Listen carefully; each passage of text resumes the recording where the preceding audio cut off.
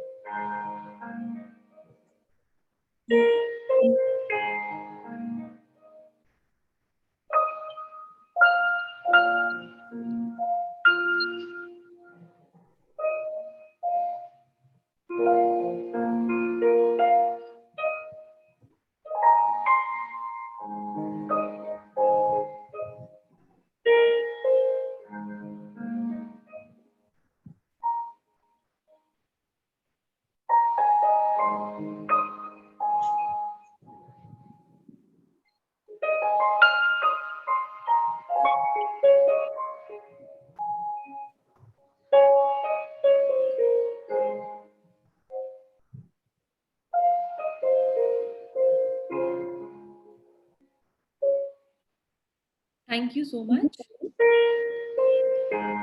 Nupur, Dr. Nupur Chawla, now you can take over. Thank you. Thank you so much, Dr. Mithila. With, of course, a deep condolence in our heart for all those who've struggled during this pandemic.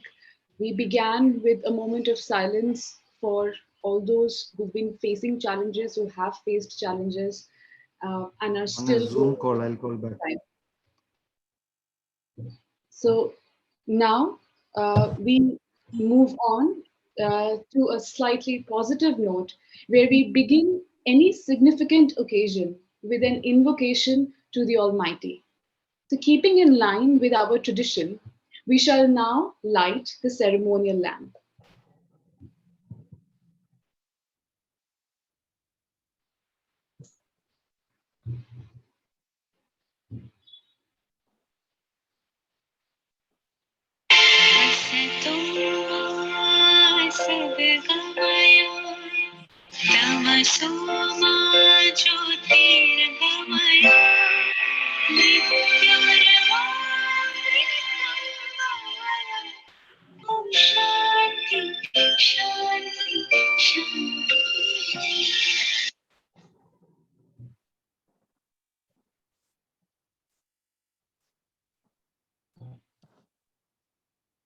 I now request Dr. Mithila to please apprise the gathering of the objective of our today's seminar. Dr. Mithila. Thank you, Dr. Nupur. Well, my dear friends and the August gathering present over here, the idea of organizing this seminar is that in this critical time when India is grappling with the surge in COVID cases, it was pertinent to organize a lecture to inform and make everyone aware of the treatments and precautions to be taken during this pandemic time. Last time, Dr. Matthew Varghese, sir, guided deeply to all the participants and satisfactorily answered all our queries. Thank you so much, sir, for that. This time, when India is facing a second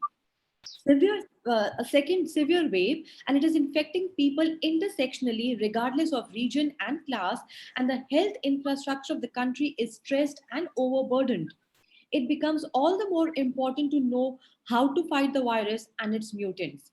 On this note, I would like to invite my co-host, Dr. Nupur Chawla, to apprise you of do's and don'ts. Thank you, Dr. Mithila. So before we go ahead with the proceedings for the day, I would like all the participants to please make a note of certain guidelines.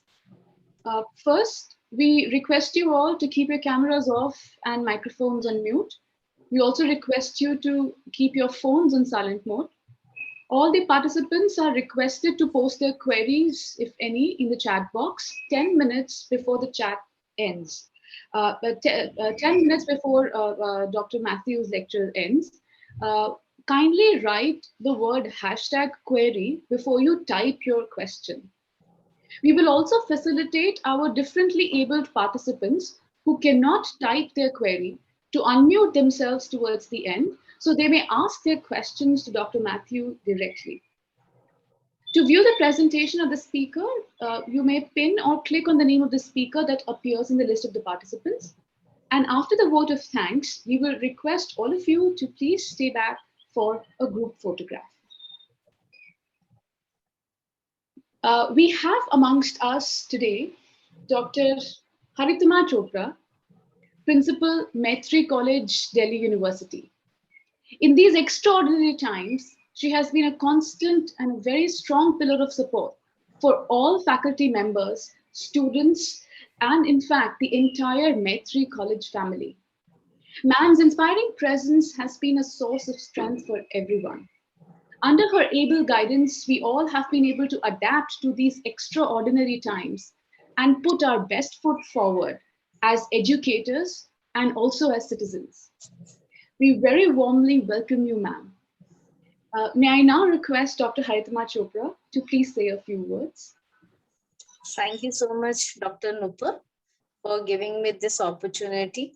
And on the behalf of Maitri College, I extend a very warm welcome to our special guest of the day, Dr. Matthews, and all our participants who have joined in, because being the co-host, I could see when the people are joining, and the number is continuously increasing. And in the chat box also, when we are receiving good morning wishes from people, so I could see that it is not only the Maitri family that has joined in this session. We have participants from different states of the country, because I could see that someone from Agra, someone from Haryana, so from different states. So this simply is a reflection that people, for the last 1 year, though we have increased the number of webinars, but every time whenever the college has organized a session, it is a session with a purpose. And that is why maybe people who are in the different parts of the country, they eagerly wait for the webinars that are being organized by Maitri College. And the participation, it is simply a reflection, because through these webinars, we are not only educating people who have joined in, but we are also indirectly we are guiding people who are associated with all those who have joined in these sessions. So I extend a very warm welcome to one and all who are here. And maybe in this session, we have few of our first year students who had not attended the earlier session. But so I would like to apprise one and all who has been here that Dr. Matthews Verghese has been a constant support in all our endeavors for the past 1 year. I know that he's been associated with one of our very dear colleague, Dr. Smriti, for the past so many years. And he's been the source of, he's like a guiding lamp for her. And for the last 1.5 years, we have been contacting him. Whenever we approach him, he always there with his suggestions. And maybe, sir, because in the very first session when we had it with him, he talked about basic hygienes and keeping all those things in mind. Even we brought out so many changes in the college infrastructure also. It happened all after his lecture session. And when the college came up with the endeavor of organizing a faculty development program, there also he was there. He not only advised, he was a member of the advisory board where he helped in the conceptualization of the theme, but he also delivered a lecture, which was actually an eye-opener for many. And since then, we have been receiving feedback also that the students or the participants, they told us that they have actually changed the perception has changed. The way they look at the thing, the perspective has changed. And even if we are about to bring a change in the life of few, our mission is achieved, because those few would bring in change in the life of millions. So this, with this thought, and when we talk about this present situation, maybe whenever we are in a at a particular spur of that moment, we always feel that this is a very worst time, and maybe the earlier times were good or better. And the same thing is applicable even today, because last year when this pandemic began, we were thinking that that is the worst part. And because we were comparing the things that had happened in the year to 2020 with the preceding year, what happened in 2019. And but when we are in mid of 2021 and we compare our situation with what it was in the month of May in 2020, we feel that now this is the worst phase. Because, and we all know that the social medias, we talk about WhatsApp groups, everything is flooded with the information. And sometimes it becomes very difficult for us to make out that the whether the information or the not the message that is conveyed through those media, is this a correct information, or we are just fiddling with words. Or maybe sometimes, if you, many times it happens that people very strictly follow those WhatsApp messages and they land up in a suit. So that creates another problem. So we are actually at this moment, we all are feeling very helpless. And last year we were very optimistic. This is what I can now infer. We were optimistic, we had the zeal to fight back, and we were thinking that we will overcome this situation. And this is what it happened in the month of January, February 2021. We were so happy, and it just took it will say that it was just like an anti-climax, that what happened in the month of March. And since then, the numbers are continuously increasing. Every day we are getting a higher number. And now we all are wondering whether this will come to an end or not. What would happen? And now even people have started talking about the third wave. So we do not know that where we are heading towards. What is happening? Is it only in India? If, because in many countries they have already witnessed second wave. So was that the end in the other countries, or even this pandemic would witnessed again the third wave in other countries, in our country? What will happen? So maybe there are so many questions that are popping up, and we are just looking for right answers so that we can decide what would be our path ahead. And when we think of these questions, the only person that we can think of who can very sincerely guide us, who can give us his words of wisdom, is Dr. Matthews.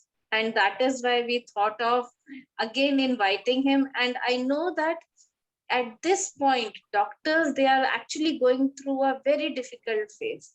Even my sister, my brother-in-law, they all are doctors, and they are right now fighting the way they are handling from morning. So I just get to know from them the actual thing, the sufferings, or the how much amount of patience and sincerity with which they are working.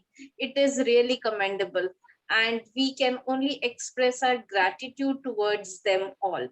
And because when they are working in the hospitals, they have to protect themselves. So when they are wearing PPE kits, maybe you will many of us may not even realize that when they wear this dress, they cannot even eat, they cannot go to the restrooms, nothing. So even when they are working for, they are stretching themselves, they are working for 12 hours at a stretch without eating anything.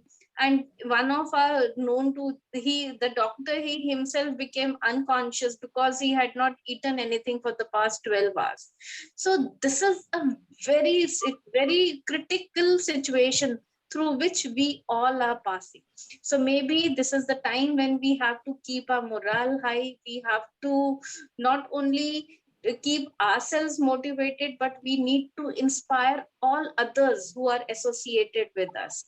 So I know that this is where we can speak at length and we can, but maybe this is the time when we invite Dr. Matthews, and we would be very happy to hear him, and we would be very grateful to him when he answers the queries of all those of our participants, because maybe small piece of wisdom would help save many lives.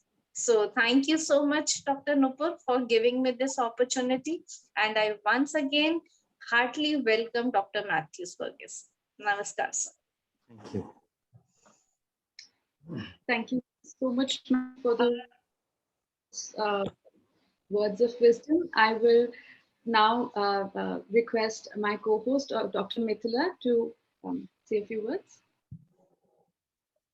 Thank you, our respected principal ma'am, Dr. Haritma Chopra. Thank you for your warm welcome to participants across the country. Ma'am, we would like to express our deepest gratitude to you for setting the tone for this very important event where we all are looking for answers of what needs to be done. Thank you, ma'am, for your motivating words and for putting questions for which we all are looking answers for. And our deepest regards and salute goes to our health workers and doctors who are helping us in battling against this virus. Thank you so much. Over to you, Nupur, now.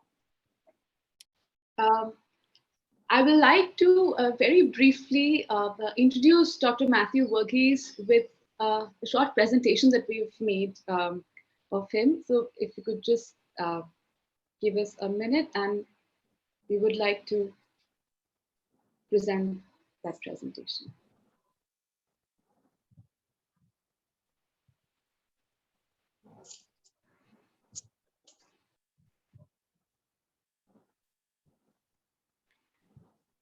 Dr. Matthew Verghese is the head of the Department of Orthopedics, St. Stephen's Hospital, New Delhi. Dr. Matthew is a senior orthopedic surgeon who has an experience of over 37 years. He is a renowned public health expert who is consulted by governments and institutions across the world. At present, he is the head of the Department of Orthopedics at St. Stephen's Hospital, New Delhi. Dr. Verghese has pioneered India's only polio ward at St. Stephen's Hospital in Delhi. The Microsoft founder and philanthropist, Bill Gates, has also revered Sir, and he has referred to him as one of the 5 heroes saving the world, and a person who also inspires him. Dr. Verghese is an expert in injury control, epidemiology of injuries, pre-hospital care, and emergency care of trauma patients. He specializes in trauma care with particular emphasis on reconstructive surgery for trauma and deformities in adult and pediatric patients. Dr. Verghese is also the co-author of the book When Someone is Hurt, which has been translated into 5 languages. Among numerous other books and journal articles, Dr. Verghese has also authored the book Pre-Hospital Trauma Care Systems, which has been published by the World Health Organization. He's also a faculty member at the Transportation Research and Injury Prevention Program, which is a WHO collaborating center at the Indian Institute of Technology, Delhi. Dr. Verghese has numerous awards and accolades to his credit, and we know that we will never be able to do justice to this stellar background that Sir has. Yet, we've tried to just bring to you a few highlights. Dr. Verghese has been invited as a distinguished speaker at the upcoming Clubfoot Africa Conference, which is to be held in November 2021 in Cape Town, South Africa. Dr. Verghese is the first Indian who was invited for delivering the presidential lecture at the annual Congress of the Orthopedic Association, Birmingham, UK in 2018. He was also nominated chairperson of a committee to evaluate disabilities in children with cerebral palsy by the Ministry of Social Justice and Empowerment, Government of India. Dr. Verghese is the honorary director for the Cure Clubfoot International India Trust. He received the Award of Honor for Reconstructive Surgery in Polio Patients in 1996. He also received a National Award for Excellence in Medicine by the T.P. Jhunjhunwala Foundation for the year 2004-2005. Dr. Verghese has also been awarded as a Distinguished Alumnus in 2007 by Maulana Azad Medical College, New Delhi. We welcome you, sir. I'm sure that all of us are waiting eagerly to listen to you. So over to you, sir. Good morning, everyone. Thank you for having me here, and thank you for that flattering introduction. You would have noticed I'm not a physician. I'm an orthopedic surgeon, a nuts and bolts orthopedic surgeon. We are known as carpenters in the medical fraternity, carpenters of bones. So how do I figure in this whole epidemic? I think a little explanation is in order. When the epidemic started,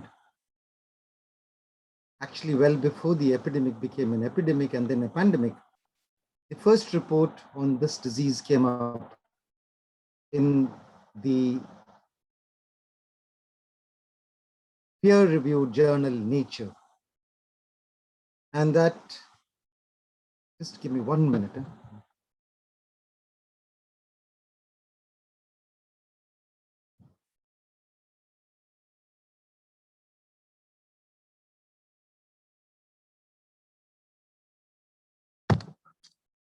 And I found the report of a new virus.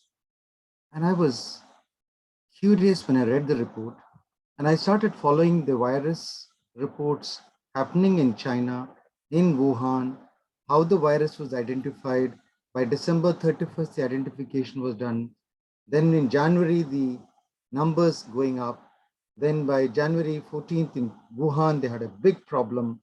And then the WHO came into the picture, and then they described it as a special emergency situation. And on March 11th, 2020, it was declared as a pandemic. I kept following, and when the lockdown was announced on March 22nd, we had the first lockdown, 2020. I thought this happens once in a millennium. Therefore, why not start keeping a diary? And I started noting everything that I thought was important related to the pandemic in a diary. And I kept taking notes every day, whatever I read, whatever I heard, whatever I saw in the social media, which I found interesting regarding the pandemic, I kept taking notes. I filled one diary, months went by, the second diary filled. I'm on to the third diary, and the month is August. And I see cases known to me, and I'm talking to them. And as I'm talking to them, I realized they are describing their symptoms in a particular manner. So I looked up research articles, and fortunately, and this is so important for the academic world, because it was a pandemic, because millions of lives were involved, all the articles relating to Corona or COVID-19 were downloadable free of cost. You didn't have to pay a fee. You didn't have to be the member of a library. You could download it free and read it free. And I was fascinated, and I kept downloading and I kept reading. And as I read and as I talked to the patients, I began an understanding of the disease. Not my field. I'm an orthopedic surgeon. But the way the patients described their symptoms and how they improved and how someone went on to become serious was an evolution of a disease process and an understanding of the disease process. So that's the beginning. Someone is saying, can I speak in Hindi? Is it okay if I speak in Hindi? I don't know. I'm okay. Yes, doctor, most definitely. we leave it to you, to your able guidance, sir. Maybe I'll use mixed language. Yeah. तो जितनी मैंने patient से बात करी, उतनी मेरी बीमारी की समझ जो है मेरी बनी, और जितनी समझ बनती गई मेरे को लगा कि ये तो अपॉर्चुनिटी है। तो हर पेशेंट की मैं सूची बनाता गया। जो नया मरीज, जैसे सितंबर, अक्टूबर, नवंबर में मरीजों की संख्या ऐसे बढ़ी कि अंदाजा नहीं लगा सकते, अस्पताल भर गए। लेकिन जो जान पहचान वाले लोग जो मेरे संपर्क में आए, जिनको बीमारी थी, उनके बारे में इतने फोन कॉल्स आते थे, मैंने कहा अगर मैं नहीं लिखूं तो मैं उनसे जस्टिस नहीं कर पाऊंगा। तो I was reading, I was guiding them, and I was talking to them, and I was noting down. So my diaries, then I started looking at किसको किस वक्त तकलीफ थी. That's one diary noting, if you can see. And every time I would look at dates. The dates were there.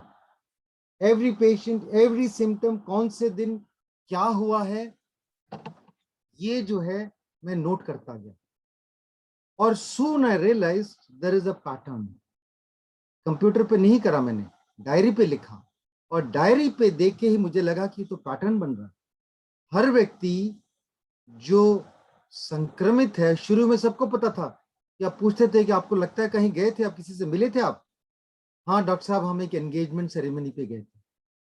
आपको कहीं किसी से मिले थे आप? हाँ डॉक्टर साहब, हम शादी पे गए थे, वो पार्टी पे गए थे. हम घर वाले ही थे सिर्फ, लेकिन घर वाले ही एक दूसरे को इन्फेक्ट कर सकते. तो ये जो है शुरू में पता चलता था, लेकिन उस वेव में पता था, तो इसलिए मैं टाइमलाइंस देखता गया कि कितने दिन के बाद उनकी जो है बीमारी शुरू हुई, और बड़ा क्लियर पैटर्न बना. 5 दिन के बाद संक्रमण के 5 दिन के बाद उनको बीमारी शुरू हुई. बड़ा सरल हो गया. तो मैं वर्क बाक करके पूछने लग गया मरीजों से कि कब पहला लक्षण क्या हुआ. सब थोड़ी सी बुखार हुई. कि वाकई में वही पहला लक्षण था? नहीं सर, वो ना एक दिन पहले मेरे को गले में खिचखिच थी. तो मैं समझ गया कि प्रोब करने से ही पता चलता है कि वो माइनर सिम्टम्स को खा जाते हैं मरीज, वो उनको जो मेजर तकलीफ है वही बताते हैं. तो इस बीमारी में माइनर सिम्टम भी मायने रखता है, और हमें वो देखना है और पता करना है माइनर, क्योंकि दिन गिनना जरूरी है. मेरे ये जो डायरी मैंने जो बनाई, उसमें मेरा क्लियर पैटर्न बन गया कि हमें जो है इसकी समय सारणी बना के इसको फॉलो अप करना. तो मैं जो है अब जो है, जैसे लोग भविष्यवाणी करते हैं, लोग मेरे को फोन करते थे कि डॉक्टर साहब हमें ये लक्षण है, तो आप बताओ कि क्या करना चाहिए. मैंने कहा नहीं.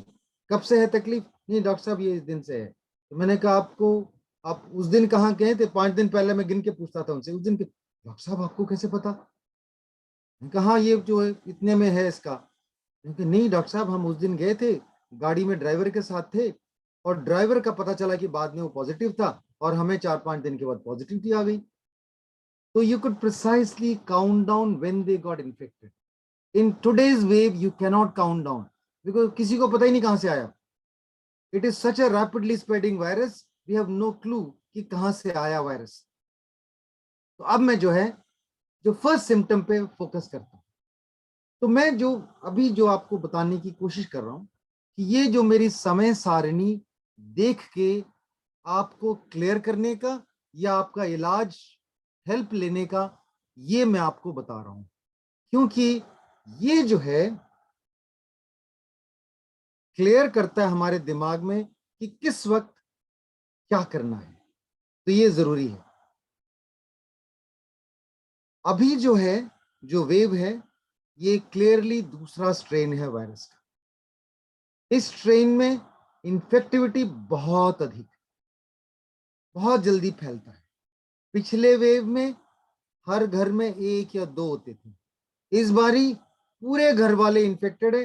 घर में जो सफाई करने वाली आती है वो भी इन्फेक्टेड, ड्राइवर है वो भी इन्फेक्टेड, सारे के सारे इन्फेक्टेड. तो ये वेव में वायरस का स्ट्रेन का इन्फेक्टिविटी अधिक है, इसलिए ज्यादा है. लोग पूछ रहे हैं क्यों ये वेव हुआ? इसलिए कि वायरस म्यूटेट करके नया कंटेजियस स्ट्रेन बन गया है, इसलिए इन्फेक्टिविटी ज्यादा है। आप पूछेंगे म्यूटेशन क्या वायरस में ही होता है क्या? नहीं, जो म्यूटेशन है नॉर्मल है, नेचर में म्यूटेशन नॉर्मल है। म्यूटेशन आदमी में भी होता है, लेकिन आदमी का mutation as a significant mutation उसको मैनिफेस्ट करने में मिलियंस ऑफ ईयर्स लगते हैं। लेकिन वायरस में क्या फर्क है, क्योंकि एक परिवार में एक बच्चा पूरे 60-70 साल में होता, या 2 बच्चे होते हैं आजकल, उसमें जो म्यूटेशन है वो नेक्स्ट जनरेशन में पास होता है, तो 2-3 जनरेशन में 100 साल लग जाते हैं। ऐसे ही वायरस में अगर आप देखेंगे, एक वायरस 2 या 3 दिन में मिलियन वायरसेस बन जाते हैं। तो उनमें मामूली चेंज भी हो तो 2-3 दिन में ही वायरस का म्यूटेशन मैनिफेस्ट हो सकता है। ये इवोल्यूशनरी ट्रेंड है। Viruses have an advantage in mutations manifesting in our nature. Therefore, this has happened, this will happen, it will continue to happen, so be prepared for it. That's the first thing. तो ये जो wave है, इसमें जो है हमने देखा कि बहुत जल्दी इन्फेक्टेड हो जाते हैं। अब पता नहीं कहां से हुआ है, तो पहला दिन देखना जरूरी है। मरीज सबसे इंपॉर्टेंट और सबसे तंग करने वाला सिम्टम आपको बताएगा, नहीं प्रोब करो कि बिल्कुल ठीक थे, नहीं डॉक्टर साहब थोड़ी खिचखिच थी, उससे पहले बिल्कुल ठीक थे, सर एक दिन पहले मेरे को बदन में दर्द जरूर था। That becomes your first day. ये काउंटडाउन जरूरी है आप लोगों को सांत्वना देने के लिए, लोगों को काउंसिल करने के लिए, इलाज के लिए, हेल्प के लिए। ये क्यों होता है, फर्स्ट सिम्टम क्यों होता है, ये भी समझना जरूरी है। फर्ज करो कि आज क्या तारीख है, 9 तारीख है। 9 तारीख को आपका पहला लक्षण आया, तो मैं बोलूंगा कि आपका इन्फेक्शन कब हुआ, तकरीबन 4 तारीख। तो 4 तारीख से 9 तारीख तक हमारे शरीर में क्या हो रहा था, वायरस ने गले से, सांस से अंदर जाता है, गले से प्रवेश करा, कोशिका के अंदर गया और कोशिका को टेक ओवर कर दिया। कोशिका का एक ही काम होता है उसके बाद, वायरस को मल्टीप्लाई करना। वायरस मल्टीप्लाई होता है, 1 से 2, 2 से 4, 4 से 8, 8 से 16, 16 से 32, एक दिन में मिलियंस बन जाते हैं। It is millions.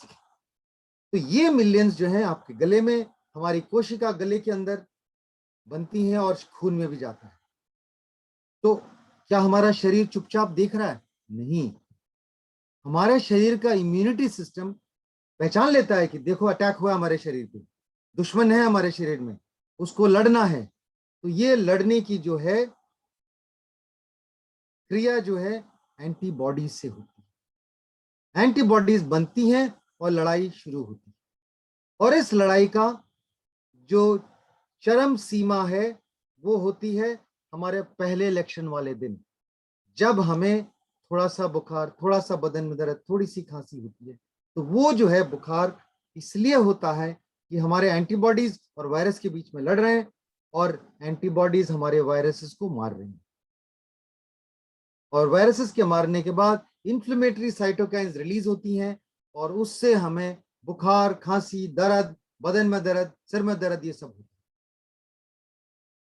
ये अहम लक्षण है, पहचान लीजिएगा। अगले 2-3 दिन के लिए लड़ाई जारी रहती है और 2-3 दिन में लड़ाई हमारी बॉडी जीत जाती है। एंटीबॉडी हमें बॉडी में वायरस को खत्म कर लेती है। और ये रिसर्च में है, रिसर्च में ये है कि उन्होंने देखा कि रोज सैंपल लेते थे, रोज सैंपल लेकर देखते थे कि इसमें वायरस, जीवित वायरस मिलता नहीं मिलता। उन्होंने देखा कि 8 दिन के बाद कोई वायरस नहीं मिलता है, कोई वायरस नहीं मिलता है। ये जो है 8 दिन के बाद कोई वायरस अगर नहीं मिलता है तो संक्रमित करने की संभावना कम हो जाती है। तो आपकी इन्फेक्टिविटी जो है, आपकी दूसरे व्यक्ति को वायरस या इन्फेक्शन देने की क्षमता सबसे अधिक उस दिन होता है जिस दिन आपका पहला लक्षण होता है। एक दिन पहले और एक दिन बाद भी होता है, कुछ हद तक 2 दिन पहले और 2 दिन बाद भी होता है। उसके पश्चात आपकी इन्फेक्टिविटी कम होती है, लेकिन आपको टेस्ट करेंगे तो पॉजिटिव मिलेंगे। आप RT-PCR पॉजिटिव मिलता है। क्यों? इसलिए कि RT-PCR लिविंग वायरसेस को नहीं देखती, living viruses and dead viruses दोनों को देखती। इसलिए हो सकता है 3-4 हफ्ते बाद भी पॉजिटिव पाए जाए, घबराएगा नहीं। इसका यह मतलब नहीं कि आपके शरीर में वायरस एक्टिव है और आप बीमार हो सकते हो, और नहीं। अब आपका पहले लक्षण हुआ वायरस की और एंटीबॉडीज की लड़ाई हुई, एंटीबॉडीज जीत गए और अक्सर जीत जाता है।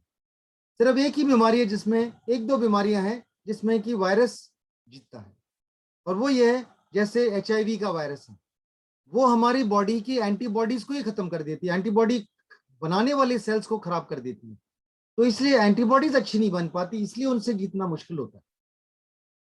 तो वो जो है अलग चीज है, इसमें ऐसा नहीं है, इसमें शरीर जीतता है। 3 दिन में आपके सिम्टम्स कम हो जाते हैं, 4 दिन में आप ठीक लगते हैं, 5वें दिन में भी आप ठीक लगते हो, 6ठे दिन में भी ठीक लगते हो, और अगले 10 दिन में अगर ठीक लगते हैं तो आप बिल्कुल ठीक हैं। 80% लोगों में यही नतीजा होता है। आप कहोगे क्या मेरे को जुकाम था क्या? शायद जुकाम था, कोविड नहीं था। वो कोविड और जुकाम पहचानने में टेस्टिंग के बगैर नहीं हो सकता, दोनों बराबर लगते हैं। सिर्फ इतना है कि नजले में जो नाक निकलती है वो कम निकलता है इसमें, बट वैसे कॉमन कोल्ड में नाक ज्यादा निकलता है। बट इसमें यही फर्क है और कोई फर्क नहीं है। देखने में कोरोना वायरस जैसे ही लक्षण है और कुछ नहीं, और कॉमन कोल्ड का। तो हमें फर्क नहीं पता चले कि क्या था जब तक हम टेस्ट कराते। बट एक और मुसीबत है, इस बारी के वायरस के स्ट्रेन में 1/3 टेस्ट जो है नेगेटिव रिपोर्टिंग आती है। होता कोरोना है लेकिन नेगेटिव रिपोर्टिंग आती है। अभी आपने देखा होगा, कल ही सरकार ने ऑर्डर दिया है कि नेगेटिव रिपोर्टिंग या पॉजिटिव रिपोर्टिंग की जरूरत नहीं अस्पताल में भर्ती होने की, क्योंकि काफी लोग बीमारी से ग्रस्त थे, कोविड था, नेगेटिव टेस्ट था, इसलिए उनको भर्ती नहीं किया करते थे कोविड पॉजिटिव हॉस्पिटल में। अब उन्होंने रूल चेंज कर दिया है, क्योंकि 1/3 लोग नेगेटिव हो सकते हैं फिर भी कोरोना है। ये क्लियर है यहां तक?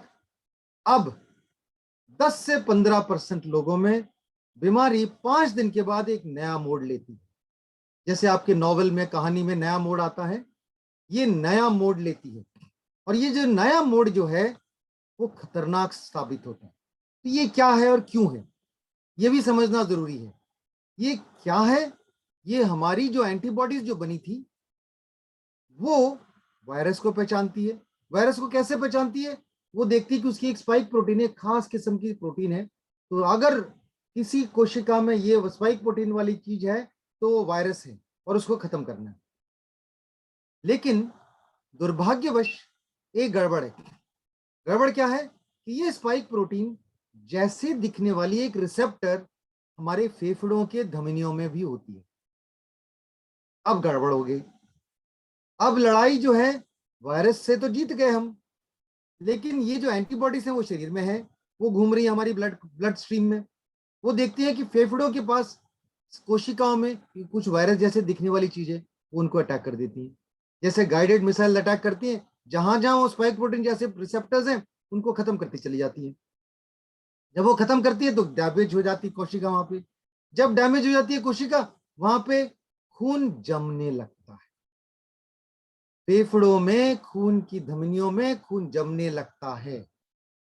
ये जो खून जमने की क्रिया है ये खतरनाक होती है। क्यों खतरनाक होती है? क्योंकि फेफड़ों में अगर खून नहीं जाएगा तो ऑक्सीजन हमारे हवा से खून में अदला बदली नहीं कर पाएगी।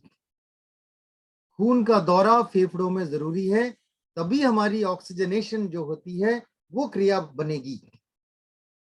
अगर नहीं जाती खून तो ऑक्सीजनेशन नहीं होएगा, फिर हमें सांस लेने में दिक्कत होगी। ठीक है, इतना तो सरल है। जितना ज्यादा एंटीबॉडी अटैक करता है उतना ज्यादा आपका डैमेज होगा, उतना ज्यादा खून जमेगा, उतना ज्यादा आपके फेफड़े में डैमेज होगा, उतना ज्यादा आपका सांस फूलेगा। तो 5 दिन के बाद कैसे पता चलेगा कि ये होने वाला है?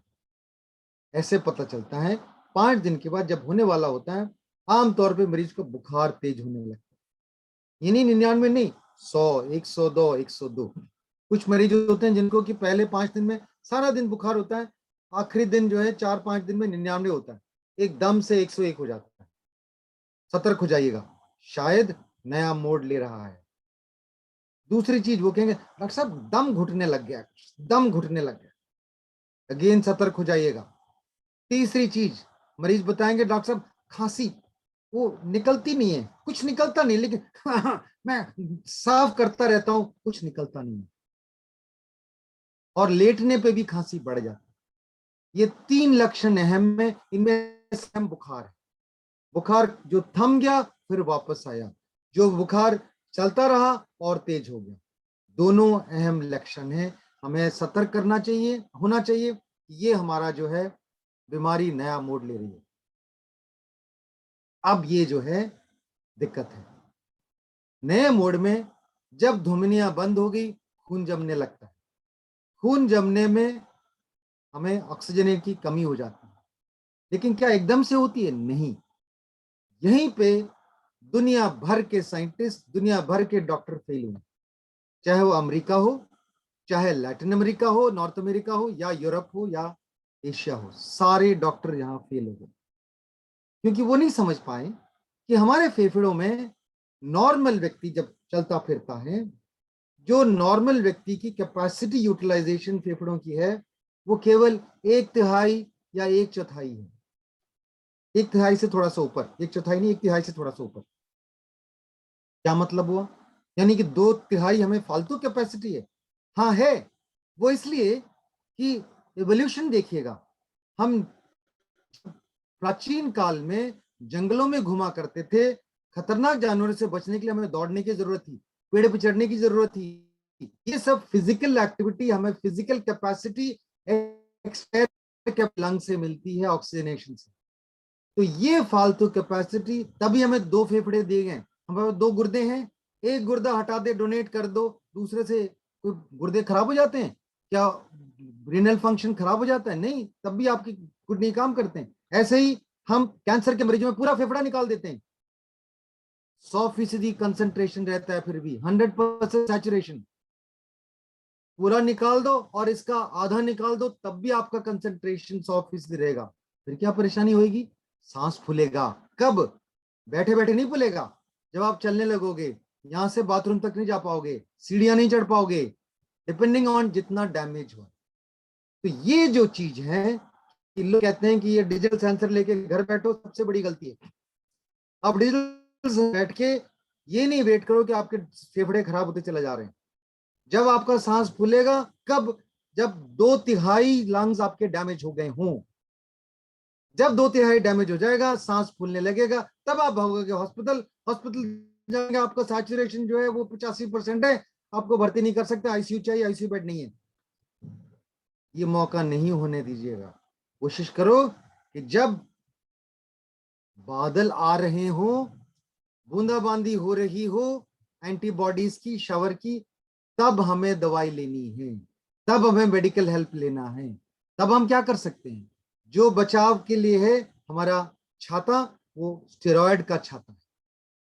स्टेरॉयड्स हैं जो कि एंटीबॉडीज को इतने बड़े आंधी, साइटोकाइन स्टॉर्म लाने को रोकती है। स्टेरॉयड देंगे लेकिन जल्दी नहीं देंगे।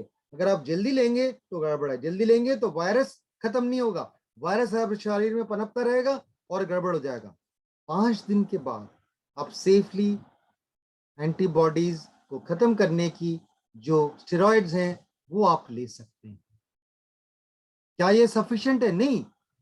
स्टेरॉइड जो आपकी एंटीबॉडीज को सबको खत्म नहीं कर सकती, ये प्रोटेक्टिव मैकेनिज्म है। फिर हमें क्या करना होगा? कुछ क्लॉटिंग, कुछ खून का जमना फिर भी होगा। वो क्लॉटिंग रोकने के लिए हमें खून जमने से रोकने वाली दवाइयां जरूरी है देनी। तो एंटी कोगुलेंट्स बोलते हैं, ये दोनों एसेंशियल है। ये दोनों एसेंशियल चीजें हैं जो कि हमें लेना जरूरी है। कौन से दिन? 5 दिन के बाद। सब में नहीं, 80% लोगों में नहीं चाहिए, 10-15% लोगों में, जिनमें बुखार फिर से तेज हो रहा हो, जिनमें खांसी बढ़ रही हो, जिनमें दम घुटने लगे, सांस फूलने में टाइम लगता है, ऐसा लगेगा कि कुछ कंजेशन है, कुछ दम घुट रहा है। इनमें अगर दोगे तो ये जो आगे का जो स्टॉर्म है, जो आंधी साइटोकाइंस की आती है, वो रुक जाएगी आप ठीक रहो। एक और स्टेप होता है जो 10वें दिन के आसपास होता है पहले इलेक्शन से, उनमें एक थोड़ा सा स्टॉर्म फिर से आता है। लेकिन अगर आपने पहला स्टॉर्म ब्रेव कर लिया और उसको ट्रीट कर लिया तो दूसरा स्टॉर्म इतना ज्यादा नहीं होता। जो नॉर्मल जो सीरियस मरीज होते हैं जो वेंटिलेटर पर जाते हैं वो 10 दिन के बाद जाते हैं, 12 दिन के बाद जाते हैं। इस वक्त उनका पहला स्टॉर्म आके सारे डैमेज कर चुका होता है और दूसरा स्टॉर्म जो बिल्कुल थोड़ा सा और दबा देते हैं आपके शरीर को और आप वेंटिलेटर पे चले। ये नहीं होने दीजिएगा। पहले स्टॉर्म को पहचानिएगा, उसको रोकिएगा, दूसरा स्टॉर्म भी थम जाएगा। तो ये जो चीज है हम समय पे करें, समय सारणी दे के करेंगे तो बीमारी खतरनाक मोड़ नहीं लेगी। एंटीबायोटिक का क्यों रोल है? नहीं, कोई रोल नहीं है। अगर आप साइंस समझते हैं, एंटीबायोटिक बैक्टीरिया के अगेंस्ट होता है, वायरस के अगेंस्ट नहीं है। तो पहले 5 दिन में वायरस मल्टीप्लाई कर रहा है, एंटीबायोटिक का कोई रोल नहीं है। दूसरे 5 दिन में आपने स्टेरॉयड अगर शुरू करा है तो स्टेरॉयड क्या करती है? हमारी इम्यूनिटी को कम करती है। जब हमारी इम्यूनिटी कम होती है तो जो बैक्टीरिया हमारे शरीर में ऑलरेडी हैं उनको मौका मिल जाता है लड़ाई शुरू। देखते हैं दुश्मन कमजोर है तो अटैक करो, तो शरीर कमजोर है, इम्यूनिटी कम है तो अटैक करके हमारे शरीर पे इन्फेक्शन करते हैं। तो अगर स्टेरॉयड लेने के चौथे दिन मरीज को फिर से बुखार हो जाता है, अगर स्टेरॉयड इफेक्टिव है तो बुखार कम हो जाता है, जो 5वें दिन आया था वो कम हो जाता है, वो जो तकलीफें हुई थी वो कम हो जाती हैं। लेकिन फिर बुखार आने लगे तब हमें टेस्टिंग की जरूरत है, लेबोरेटरी टेस्टिंग की जरूरत है। क्या बैक्टीरियल इन्फेक्शन है या नहीं है, क्या वायरस का साइटोकाइन स्टॉर्म अभी एक्टिव है या नहीं है। तो ये जो लोग कराते हैं D dimer, serum ferritin, CBC, ESR, CR, ये मौका तब चाहिए होता है। साइटोकाइन 5 दिन बीमारी के पहले इलेक्शन के बाद, उसके 3 या 4 दिन के बाद ही चाहिए होता है। और सीटी स्कैन भी जब शक हो कि और बिगड़ रहा है तब चाहिए होता है, पहले नहीं चाहिए। लोग फालतू में ही जैसे ही लगता है शक है जाके सीटी स्कैन करा लेते हैं, और हमारे रेडियोलॉजिस्ट भी ऐसे हैं कि वो कर देते हैं क्योंकि मरीज इंसिस्ट कर रहा है तो वो कर देते हैं, क्योंकि लोगों को बीमारी के बारे में पूरी तरह से नहीं मालूम। सीटी स्कैन अननेसेसरली मत कराइएगा, क्योंकि एक CT scan depending on the body build can vary from 400 to 800 X ray का इक्विवेलेंट डोजेज ऑफ रेडिएशन। मत लीजिएगा अननेसेसरली रिस्क। जरूरत है जरूर करिएगा। मेडिसिन में हम हमेशा रिस्क वर्सेस बेनिफिट देखते हैं, क्या रिस्क है क्या बेनिफिट है। बेनिफिट ज्यादा है तो हम रिस्क लेंगे, बेनिफिट कम है तो रिस्क नहीं लेंगे। तो इसमें सीटी स्कैन चाहिए होता है चौथे दिन में, जब मरीज की हालत फिर भी बिगड़ रही होती तब चाहिए। तो ये जो है हमें जो समय सारणी सिखाती है कि पहला लक्षण देखो, 5 दिन तक कुछ सिग्निफिकेंट नहीं हुआ, 5 दिन के बाद भी ठीक हो, 80% कैटेगरी में कोरोना वॉरियर बन गए। दूसरा लक्षण खतरनाक मोड़ ले रहा है, आपने पहचान लिया, आपने स्टेरॉइड और एंटीकोगुलेंट ले लिया, आपका थम जाता है और आप ठीक हो जाओगे। जितने मैं पिछले अगस्त से मैंने पहला पेपर लिखा था, कोशिश कर रहा हूं पब्लिश करने की, अभी हुआ नहीं है, जब हो जाएगा तो पता चलेगा। लेकिन अगस्त के बाद मैंने जितने फॉलोअप करे, जो मेरे जानकारी में आए, उनको मैंने ये पद्धति बताई, इलाज की, सारे के सारे जो हैं ठीक ठाक गए हैं। मैं बहुत गर्व के साथ कह सकता हूं। लेकिन जो लोग 1 या 2 दिन भी डिले कर दिया, कुछ लोग दवाई नहीं, हमारे डॉक्टर ने तो ये दवाई दी थी, मेरे से पूछ लिया लेकिन फॉलो नहीं करा, हमारे डॉक्टर ने ये दवाई दी थी, वो वेंटिलेटर पे चले गए।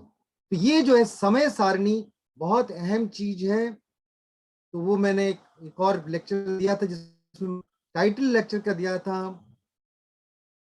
Using times to COVID-19 treatment, avoiding catastrophic.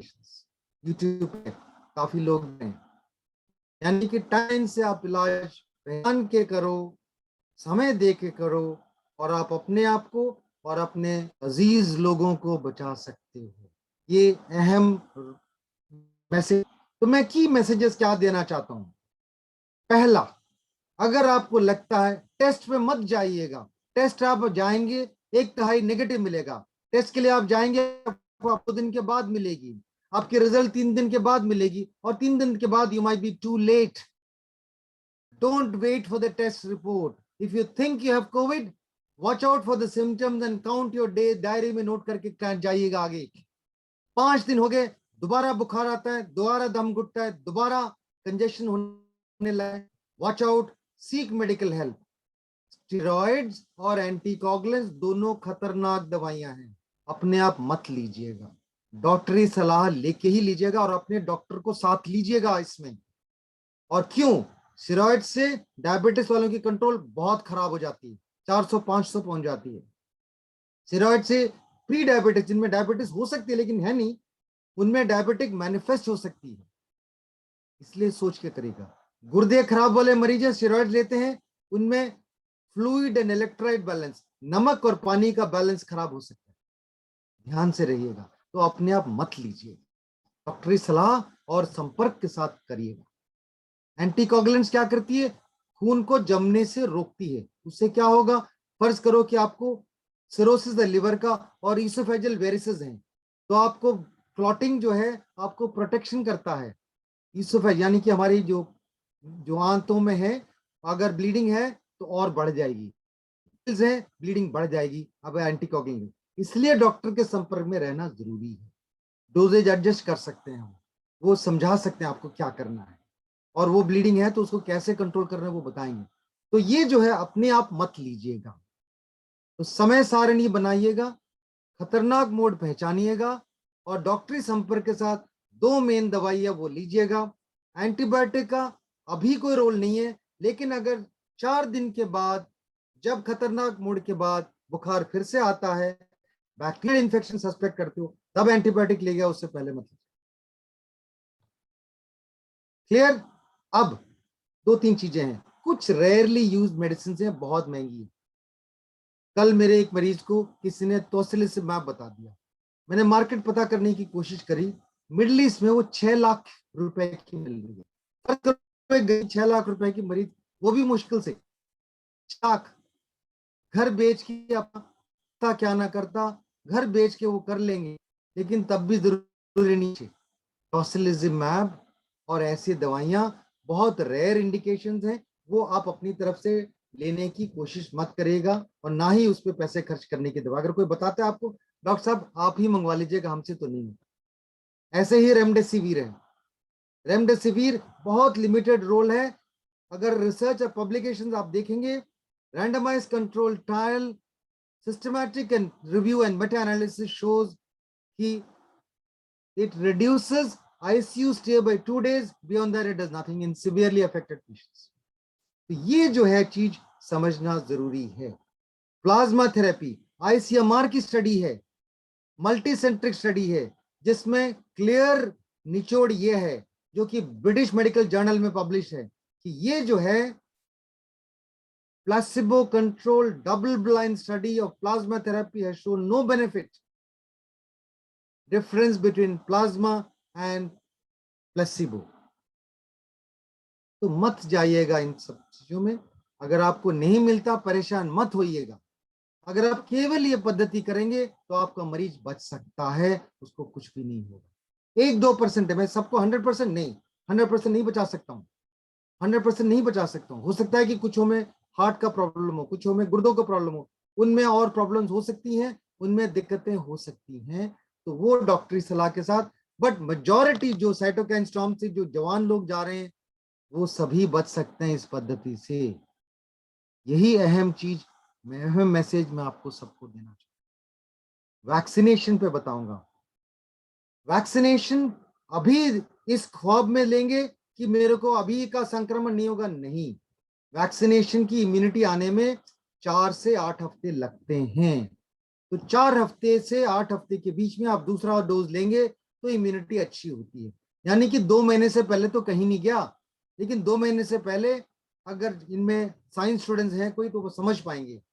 पहला जो वेव आया था उसका कर्व थोड़ा सा छोटा था, वो जो है एवरेस्ट के जैसा नहीं था, वो जो है आपके जो है जो छोटा जो पहाड़ है उसके जैसे था. लेकिन जो अब जो स्पाइक आई है, बिल्कुल तीखा उसका जो है चढ़ाई है, खड़ी चढ़ाई है. पहले वाले की खड़ी चढ़ाई नहीं थी, उसकी ग्रेडियंट 35 डिग्री थी, उसका विड्थ 75 दिन था. ये वाली जो है इस एपिडेमिक का जो वेव का जो है खड़ी चढ़ाई जैसे पहाड़ की है वैसे है, और उसकी उतार भी खड़ी उतार होगी, घबराइएगा नहीं। आप मत घबराइए कि हमेशा रहेगा। तो जिन जिन शहरों में खड़ी चढ़ाई से ऊपर चढ़ी है, जैसे दिल्ली और मुंबई, वैसे ही खड़ी चढ़ाई के जैसे उतरेगी। और वही हम देख रहे हैं। अभी जो होगा, जितना होना था पीक हो गया, अब जो है अब गिरता चला जाएगा। जितने जो कमजोर लोग थे जिनको इन्फेक्ट करना था वायरस ने कर दिया, अब आगे जो वायरस मीट कर रहे हैं सारे अच्छी इम्यूनिटी वाले हैं और उनसे वायरस जीत नहीं सकता और आपकी एपिडेमिक खत्म हो जाएगी। लेकिन परेशानी क्या है, हमें डॉक्टरों को क्या डर लगा हुआ है? डर ये लगा हुआ है कि इन 2 हफ्तों में जो जो इन्फेक्ट हुए हैं ये लोग सब सीरियस होने लगेंगे, तो अगले 2 हफ्ते में डेथ्स आपकी बढ़ेंगी। आपके जानकारी में जो जो लोग जो वेंटिलेटर पे जाने वाले हैं और गए हैं उनमें डेथ्स बढ़ेंगी। अनफॉर्चुनेट है लेकिन है, यही असलियत है। तो ये जो है वेव कम हो जाएगा, लेकिन क्या नए स्ट्रेन से और हो सकता है, लेकिन इतना अधिक नहीं होगा जितना मैं समझता हूँ। इतना अधिक वेव दिल्ली में नहीं आएगा, मुंबई में नहीं आएगा। उन शहरों में, छोटे शहरों में जहां वेव नहीं आया आ सकता है, हमें सतर्क रहना है और ये पद्धति अपनाओगे लोगों को बचाओ। मैं यहां रुकूंगा, सवाल जो पूछना है पूछ सकते हैं। धन्यवाद। Thank you ever so much, Dr. Verghese. That was a very, very informative session. And how simply you made the entire process clear to us. You talked about precaution. You told us that how time is of utmost importance. And you also very wonderfully told us that how we need to be able to chart the symptoms that we get and keep a tab of the days. So thank you so much for keeping in mind that there are students listening to you, and it's of immense help. Thank you so much for that wonderful lecture, Doctor. Thank you. We're very fortunate to have had you amongst us and share your perspective. There are a lot of questions with us, but I will request my co-host, Dr. Mithila, if she is here. Dr. Mithila. Okay. So the questions are pouring in, sir. The first question that I'd like to take is by Om Prabha. And she's asking you that, sir, could you please elaborate on the 2 DG drug developed by DRDO, which has been approved for emergency use by DGCI? Is it effective? ऐसा है, जो drug develop होती है उसकी effectiveness हम trial से करते हैं और ट्रायल हुआ है, ट्रायल के रिजल्ट्स प्रेजेंट करते हैं इन अ मीटिंग जहां इसको अप्रूव किया जाए। तो drug controller general of India, they have a committee, वो कमिटी इवैल्यूएट करती है और अप्रूव करती है। जो ड्रग्स बनती हैं मार्केट में वो फेजेस होते हैं, phase 1 trial, phase 2 trial, phase 3 trial. Phase 1 में हम कॉम्प्लिकेशंस वगैरह देखते हैं, फेज 2 में हम देखते हैं कि कुछ इफेक्टिवनेस है या नहीं, फेज 3 में on a wider population effectiveness है या नहीं देखते हैं। तो ये जो ड्रग्स हैं, जो भी स्टडी हुई है, इसका अप्रूवल दिया गया है। ड्रग की एप्लीकेशंस रिसर्च के बाद, वाइडर कम्युनिटी यूज के बाद, साइड इफेक्ट्स देखने के बाद ही फाइनल अप्रूवल दिया जाता है। इसलिए रेगुलर ड्रग से कम साल, 2 साल, 3 साल लग जाते हैं। दैट इज वाई पेटेंट अगर किसी दवाई पे है तो इतनी महंगी होती है, क्योंकि रिसर्च करने में बहुत पैसा लगता है और वो पेटेंट वैलिड रहता है कई सालों तक। कुछ सालों के बाद पेटेंट हट जाता है, ये नॉर्मल कोर्स है। तो ये जो है क्रिया नॉर्मल है, लेकिन इमरजेंसी सिचुएशन में जब लोगों की जान का सवाल होता है तब इमरजेंसी ड्रग यूज ऑथराइजेशन होता है। सारी उसकी प्रोटोकॉल्स नहीं हुई हैं, फाइनल सेफ्टी हमें नहीं मालूम, इसलिए इमरजेंसी यूज प्रोटोकॉल है। तो अभी अप्रूवल हुआ ही हुआ है, अभी किसी ने यूज नहीं करा है, और जब तक यूज करके उसका साइड इफेक्ट्स, उसकी इफेक्टिवनेस नहीं आएगा, हम नहीं कह सकते। आपकी रेमडेसिविर, आपकी टोसिलिजिमैब, आपकी आइवरमेक्टिन, ये सब ऐसी आई थी। Emergency use authorisation for this. जब एक दवाई एक बीमारी के लिए ऑथराइज होती है लेकिन दूसरी बीमारी के लिए ऑथराइज नहीं होती, उसको ऑफ लेबल यूज कहते हैं medical parlance, of label use. तो अप्रूवल्स जो होती हैं कैन बी कंपैशनेट यूज। अब जैसे मरने वाला व्यक्ति है, हमें पता है कि मर जाएगा, हम कुछ भी कर ले वो मरने ही वाला है। ऐसे लोगों में एक्सपेरिमेंटल ड्रग्स भी हम ट्राई कर सकते हैं, वो एक्सपेरिमेंटल ड्रग अप्रूवल होती है कंपैशनेट यूज के लिए। तो ड्रग की अप्रूवल जो है कंपैशनेट यूज हो सकती है, वो मरने वाले लोगों में होता है। इमरजेंसी यूज होते हैं कि ऐसे पैंडेमिक सिचुएशंस में, और ऑफ लेबल यूज होती है जो कि सिचुएशन जिसमें कि जो एक बीमारी के लिए ऑथराइज्ड है दूसरे बीमारी में यूज करते हैं। तो इसमें इमरजेंसी यूज है। until it is used, I cannot answer that question. Thank you so much for that, Doctor. Doctor, there are 2-3 students over here who have a very fundamental question. Asifa and Pawan and a couple of them also. They're asking that how do we differentiate between viral fever or COVID? That are we down with viral fever or are we down with COVID? So how to differentiate? सुनो एक minute, जो terms हैं confusing है। Virus का नाम corona 19 बना, नाम देने की कई समितियां होती हैं माइक्रोबायोलॉजी में, और ऐसे ही होता है जैसे जैसे आंधी आती है, तूफान, उनके भी नाम होते हैं, है ना। हरिकेन कैटरीना, हरिकेन का नाम, उसमें कमिटीज होती हैं जो कि नाम देती हैं। तो ऐसे ही कोरोना वायरस एक वायरस है, तो वायरस का नेमिंग का एक कमिटी होती है, तो उन्होंने नाम दिया कोरोना। अब कोरोना का मतलब जो है वो क्राउन होता है, तो उसका स्ट्रक्चर देखने में क्राउन जैसा दिखता है, एक मुकुट जैसा दिखता है। लेकिन ऐसा वायरस जो कि 2019 में बनाया गया था, तो इसलिए कोरोना 19 हो गया। तो कोरोना 19 वायरस का नाम है। अब कोविड क्या हुआ? कोरोना वायरस की वजह से जो डिजीज हुआ, corona virus disease is Covid. Corona virus की वजह से जो बीमारी है उसको कोविड कह दिया, और कुछ नहीं है। कोविड और कोरोना में कोई फर्क नहीं है। Covid is the disease produced by corona virus, और अगर वो डिजीज है तो क्या है? केवल नजला, जुकाम, गले में खिंचखिच, थोड़ी सी खांसी, थोड़ा सा बदन में दर्द, और कुछ नहीं। कुछ लोगों में दस्त लगते हैं, डायरिया होता है, कुछ लोगों में जायका चला जाता है, एज्यूसिया बोलते हैं हम अंग्रेजी मेडिकल टर्म्स में। कुछ लोगों में हमारी खुशबू चली जाती है, खुशबू की शक्ति चली जाती है, एनोस्मिया बोलते हैं। So anosmia, ageusia and loose motions all are variable symptoms, not significant symptoms. तो जिन लोगों में कोरोना नेगेटिव हो गया, उनको नजला जुकाम हो, वो कहते सर तो जुकाम था बस और कुछ नहीं, मैंने ठंडा पानी पी लिया था, फ्रिज का पानी पी लिया था, मैंने जाकर आइसक्रीम खा ली था, तब मेरे को हुआ ये, वो गला खराब वैसे ही है। तो मैं बोलता हूँ नहीं, कोरोना के पैंडेमिक में नजला जुकाम हर कोई जो है कोरोना ही है, अनलेस प्रूव्ड अदरवाइज।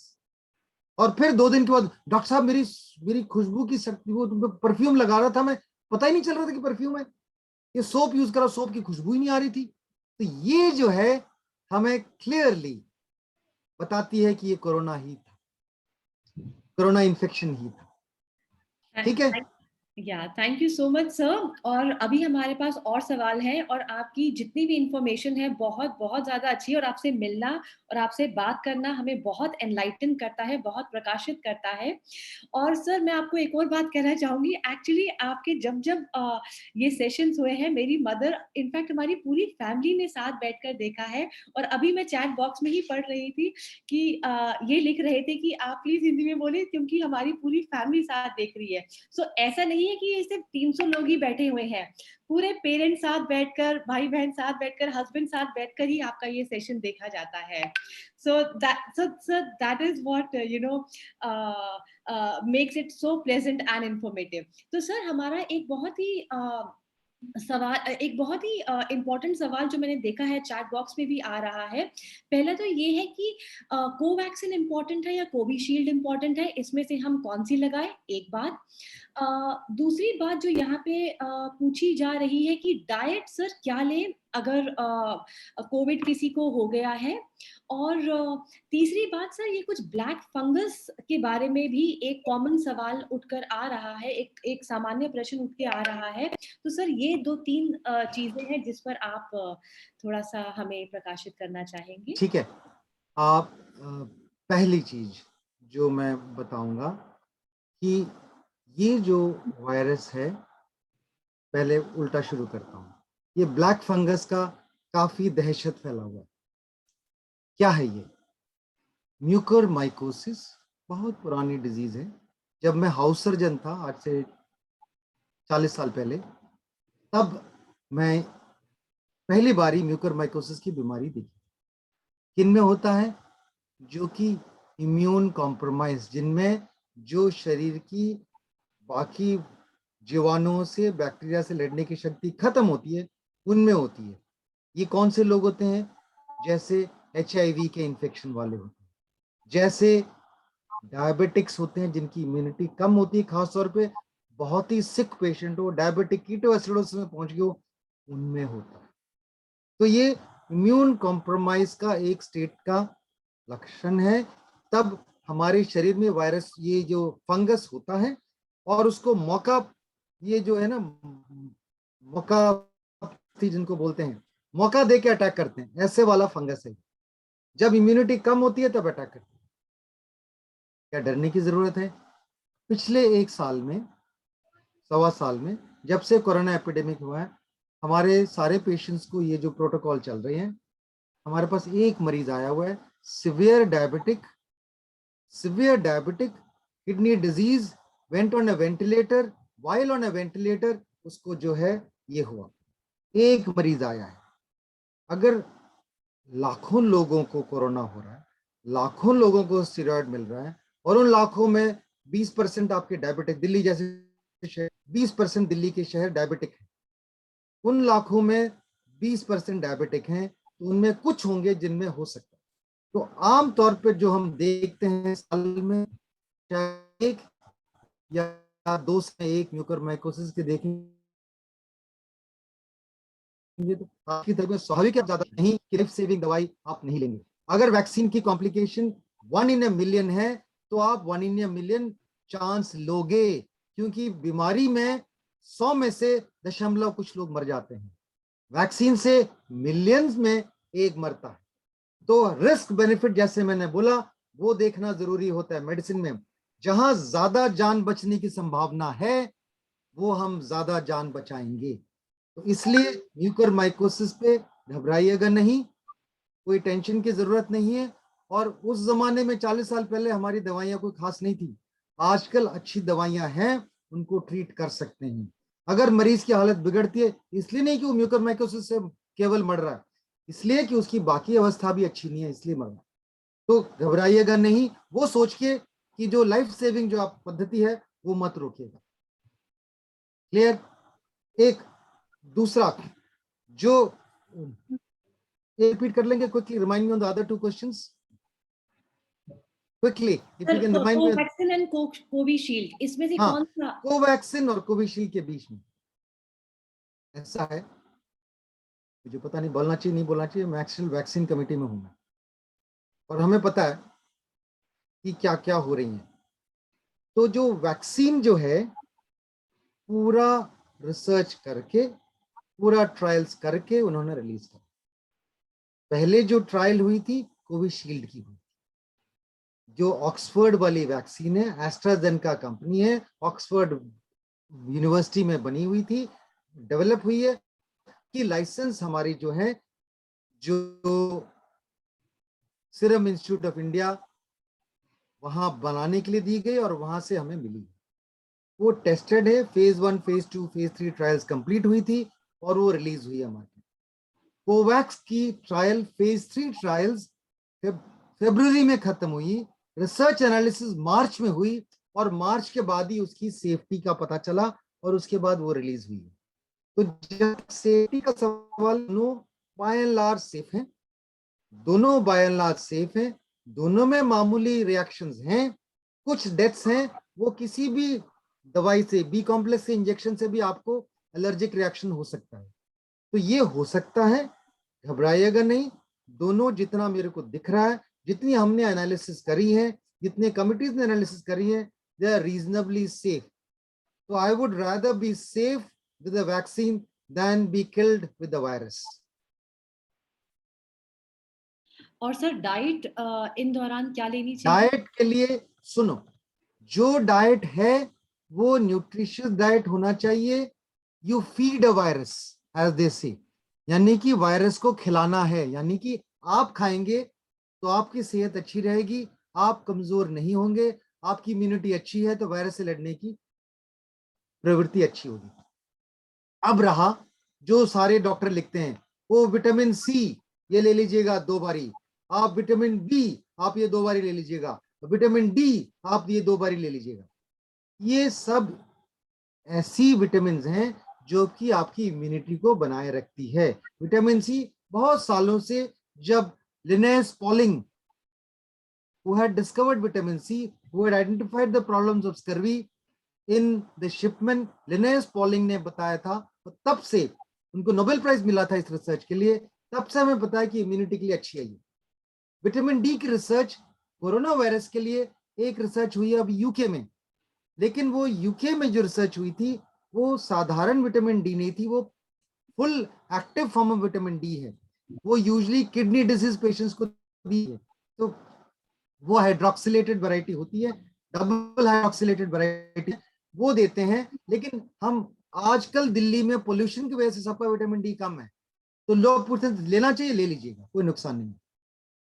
लेकिन विटामिन डी की डोजेज ले रहे हैं. जो इंजेक्शन होता है वो 6 लाख होता है, जो आम पाउच मिलती है वो 60,000 होती है. डेली रिक्वायरमेंट 400 है सिर्फ. तो आप बहुत अधिक मात्रा में मत लीजिएगा, क्योंकि ये फैट सॉल्युबल विटामिन है, हमारे बॉडी में स्टोर हो जाता है, और बच्चों में इसकी टॉक्सिसिटी देखी जाती है. तो अपने मन से देते मत जाइएगा. Thank you so much for that, Dr. Matthews. I will now request Swasti to take a few questions in Hindi as well. Swasti, are we here? Yeah. Sir कुछ लोगों के सवाल हैं, मैं रीड करती हूँ.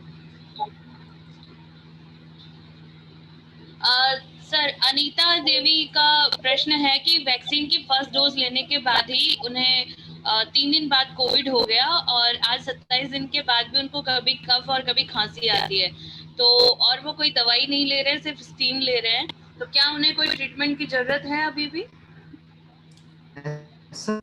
मेरे पास काफी ऐसे लोग जो कि यही सवाल करते हैं, डॉक्टर साहब हम वैक्सीन लेने गए थे, उसके बाद हमें कोरोना हो सकता है, क्यों? जैसे मैंने बताया कि हेल्थ केयर वर्कर्स में 40% जो जगह इन्फेक्ट हो चुके हैं. तो जहां आप वैक्सीन लगाने जा रहे हो, रजिस्ट्रेशन होता है, वहां आपका आधार कार्ड चेक होता है, चीजों की अदला बदली होती है, आप खड़े होकर अपने पास ठीक से नहीं, सांस की अदला बदली हो रही है, तो आपको वहां से इन्फेक्शन हो सकता है. ये भी हो सकता है कि आपको 1-2 दिन पहले हुआ हो, और इनके तुरंत बाद आपको पहले से हुआ है इन्फेक्शन. अगर आपको इन्फेक्शन 5 दिन के बाद हुआ है, हो सकता है कि वैक्सीन जब गए थे किसी से संक्रमण हुआ. जो भी हो, अगर हुआ है और आप महीने बाद सवाल कर रहे हैं, तो आप मामूली खांसी सब हो जाता है, टेंशन की जरूरत नहीं है. आपके चेस्ट फिजिशियन के पास वो आपको दवाएं दे देंगे, इंजेक्शन दे देंगे, इम्यूलाइज करा देंगे, आप ठीक हो जाओ. कोरोना डायबिटिक्स को ये ध्यान रहे कि उनका डायबिट पर रहे, चिरा रहे हैं तो उनका कंट्रोल हेयर हो सकती है, खराब हो सकती है. डॉक्टर अपने डायबिटिक्स रहे लोग में इनका है, वो भी सतर्क रहे. इसके लिए है खाना नियमित, जैसे शुगर कंट्रोल खराब करें, लेकिन मेन प्रिकॉशन मास्क और सैनिटाइजेशन. सो जो physical distancing, I don't social word because I want social closeness with physical distancing. Okay. हम एक कम्युनिटी हैं आज. My college and other colleges, this is social closeness. Social closeness is different from physical closeness. Sir एक प्रश्न और है, जैसे आपने बताया कि स्टार्टिंग सिम्टम्स होते हैं कि खांसी, बुखार और दम घुटना, तो अगर किसी को खांसी बुखार ना हो, सिर्फ दम घुट रहा हो, तो क्या उसको ये कोरोना वायरस है या किसी और चीज का लक्षण है? अगर एस्थमेटिक, ये भी एक क्लैरिफिकेशन कर, एस्थमेटिक्स में उनके जो एस्थमेटिक ब्रोंकस में सीलिया होते हैं जो कि हमारे बैक्टीरिया को निकालते हैं, वो इतने एक्टिव नहीं होते हैं, तो उनकी पीसीआर टेस्ट है कि ज्यादा देर तक पॉजिटिव है, घबराइएगा नहीं, टेंशन मत करिएगा, पॉजिटिविटी पे मत टेंशन करिएगा, वो है कि तो अगर है तो उसको खांसी थी और बाद में भी है तो मोने की वजह से, तो क्या मैं डिफरेंशिएट कि जो कैरेक्टर ऑफ खांसी एस्थमा वाली वो अलग होती है। एस्थमा वाली क्या है, उनको सांस छोड़ने में दिक्कत होती है, सांस छोड़ेंगे तो जो ब्रोंक्यूल्स है वो सांस छोड़ने में ले सकते हैं, वो सांस छोड़ने में दिक्कत होती है। लेकिन कोरोना में चाहे आप लो चाहे छोड़ो फर्क ही नहीं पड़ता, खांसी होती है। तो ये समझना, थोड़ा सा फर्क है उसमें, कुछ बारीकी है जो थोड़ा समझदारी वो अलग बता पाएगा। Okay, Thank you over so to you much. Nupur. Thank you so much for that response, Dr. Matthew. There's been another common question regarding vaccination, that those who are, heart patients or diabetics, so do they need to take any extra care while taking vaccination, or should they go for vaccination already or not? Or the asthma patients also we can add. Yeah. जो vaccine है हमारा injectable vaccine है, हाँ, जो injections हैं heart के patients, कुछ लोग होते हैं जिनमें वाल्व रिप्लेसमेंट हुआ होता है, जिनमें एंटीकोगुलेंट्स ऑलरेडी चल रही हैं, उनमें थोड़ा सा डॉक्टरी सलाह के बाद जाना चाहिए, बगैर उसके नहीं जाना चाहिए। लेकिन आम जो हार्ट अटैक वाले पेशेंट जो कि एस्पिरिन पे होते हैं, वो सेफली जाके लगवा सकते हैं, कुछ नहीं होना। जो क्लॉटिंग का जो रिस्क बताया गया है, जहां जहां इसका फ्लैग, रेड फ्लैग रेज हुआ है, सारे रिसर्च के बाद ये निकला है रिस्क थोड़ा सा, लेकिन वायरस से डेथ के रिस्क ज्यादा है, इसलिए we take that risk.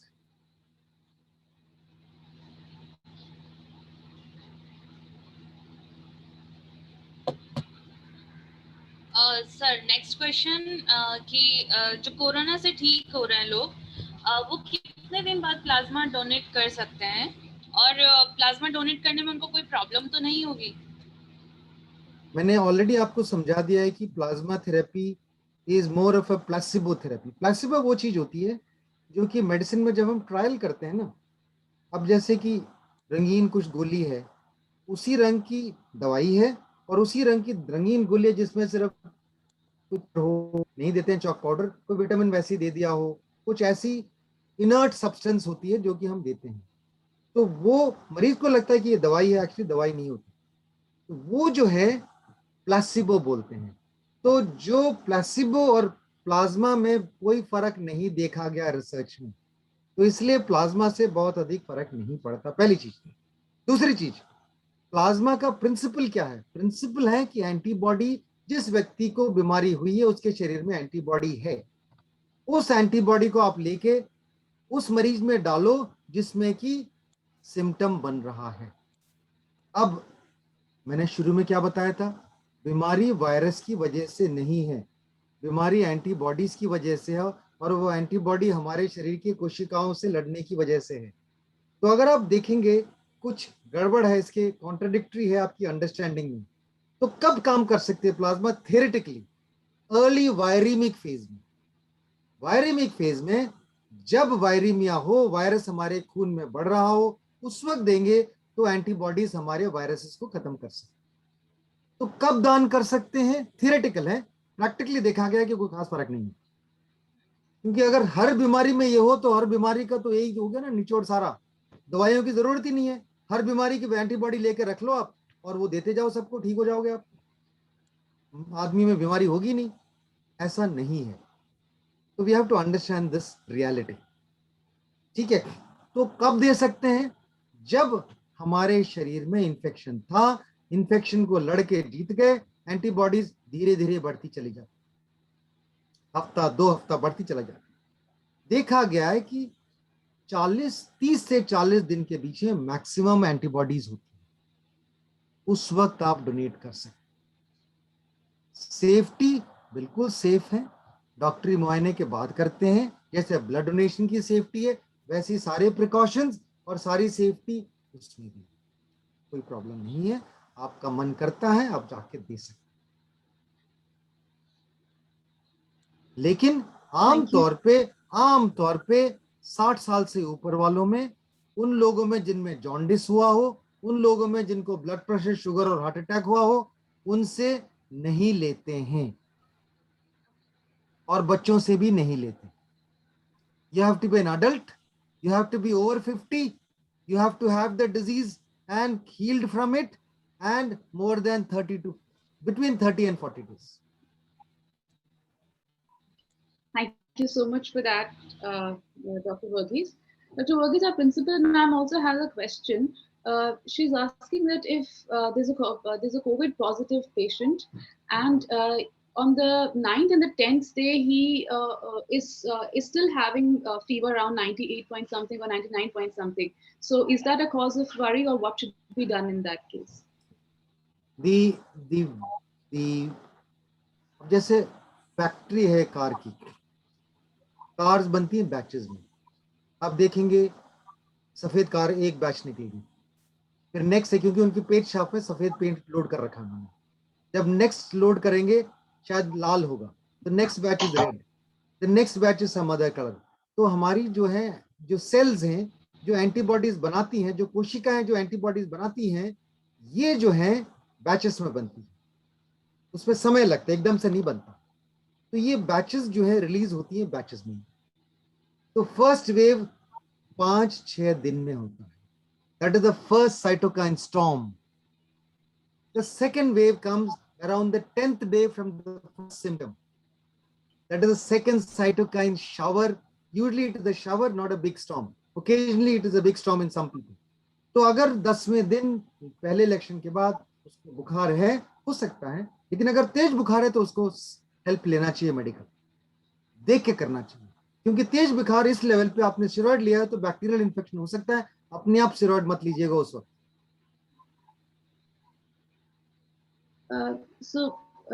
Doctor, so just one added detail that was there to the question, that the patient is 15 years of age. So does the age also matter in such a case? It's 10th day, he's 15 years, and the fever is 98.6 or to 99.8. No. Children fare better with this disease than adults. तो बच्चों में बीमारी इतनी खतरनाक नहीं है जितनी adults है। लेकिन क्या बच्चों में नहीं देख रहे? नहीं, मैंने खुद मरीज देखा है जो मेरे ही ओपीडी में आया था और उसको था दिक्कत, और हमारे ही अस्पताल में 1 साल का बच्चा कोरोना के साथ एडमिट था, तो ये भी था।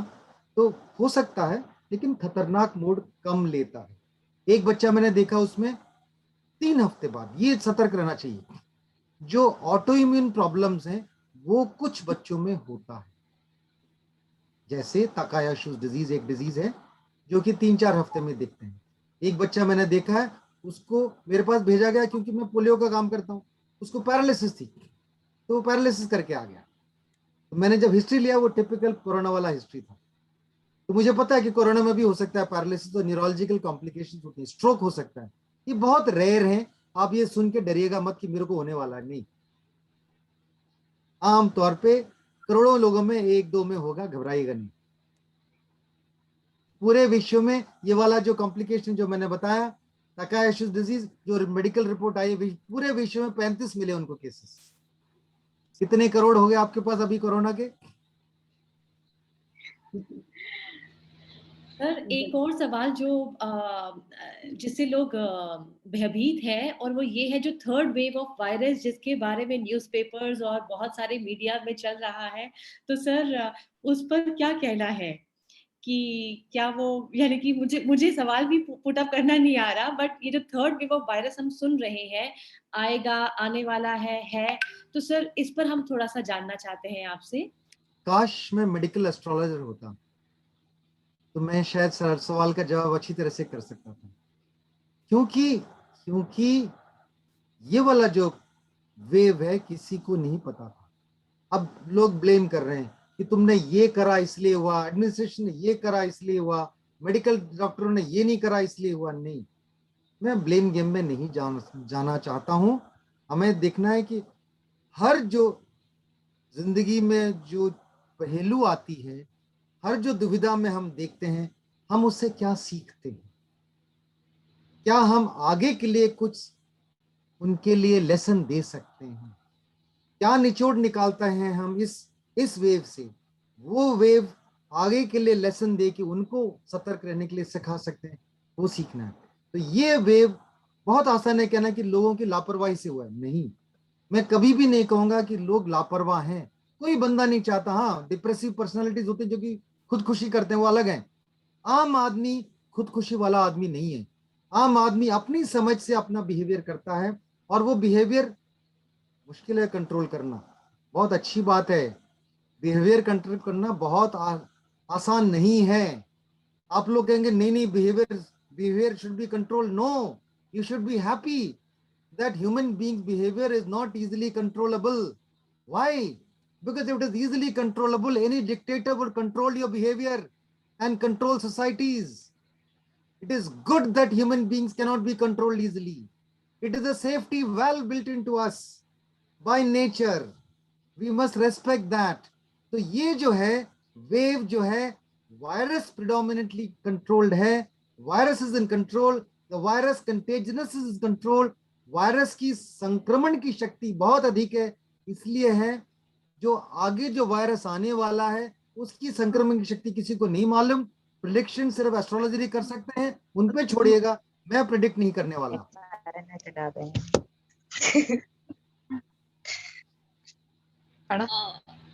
Nupur, you are mute.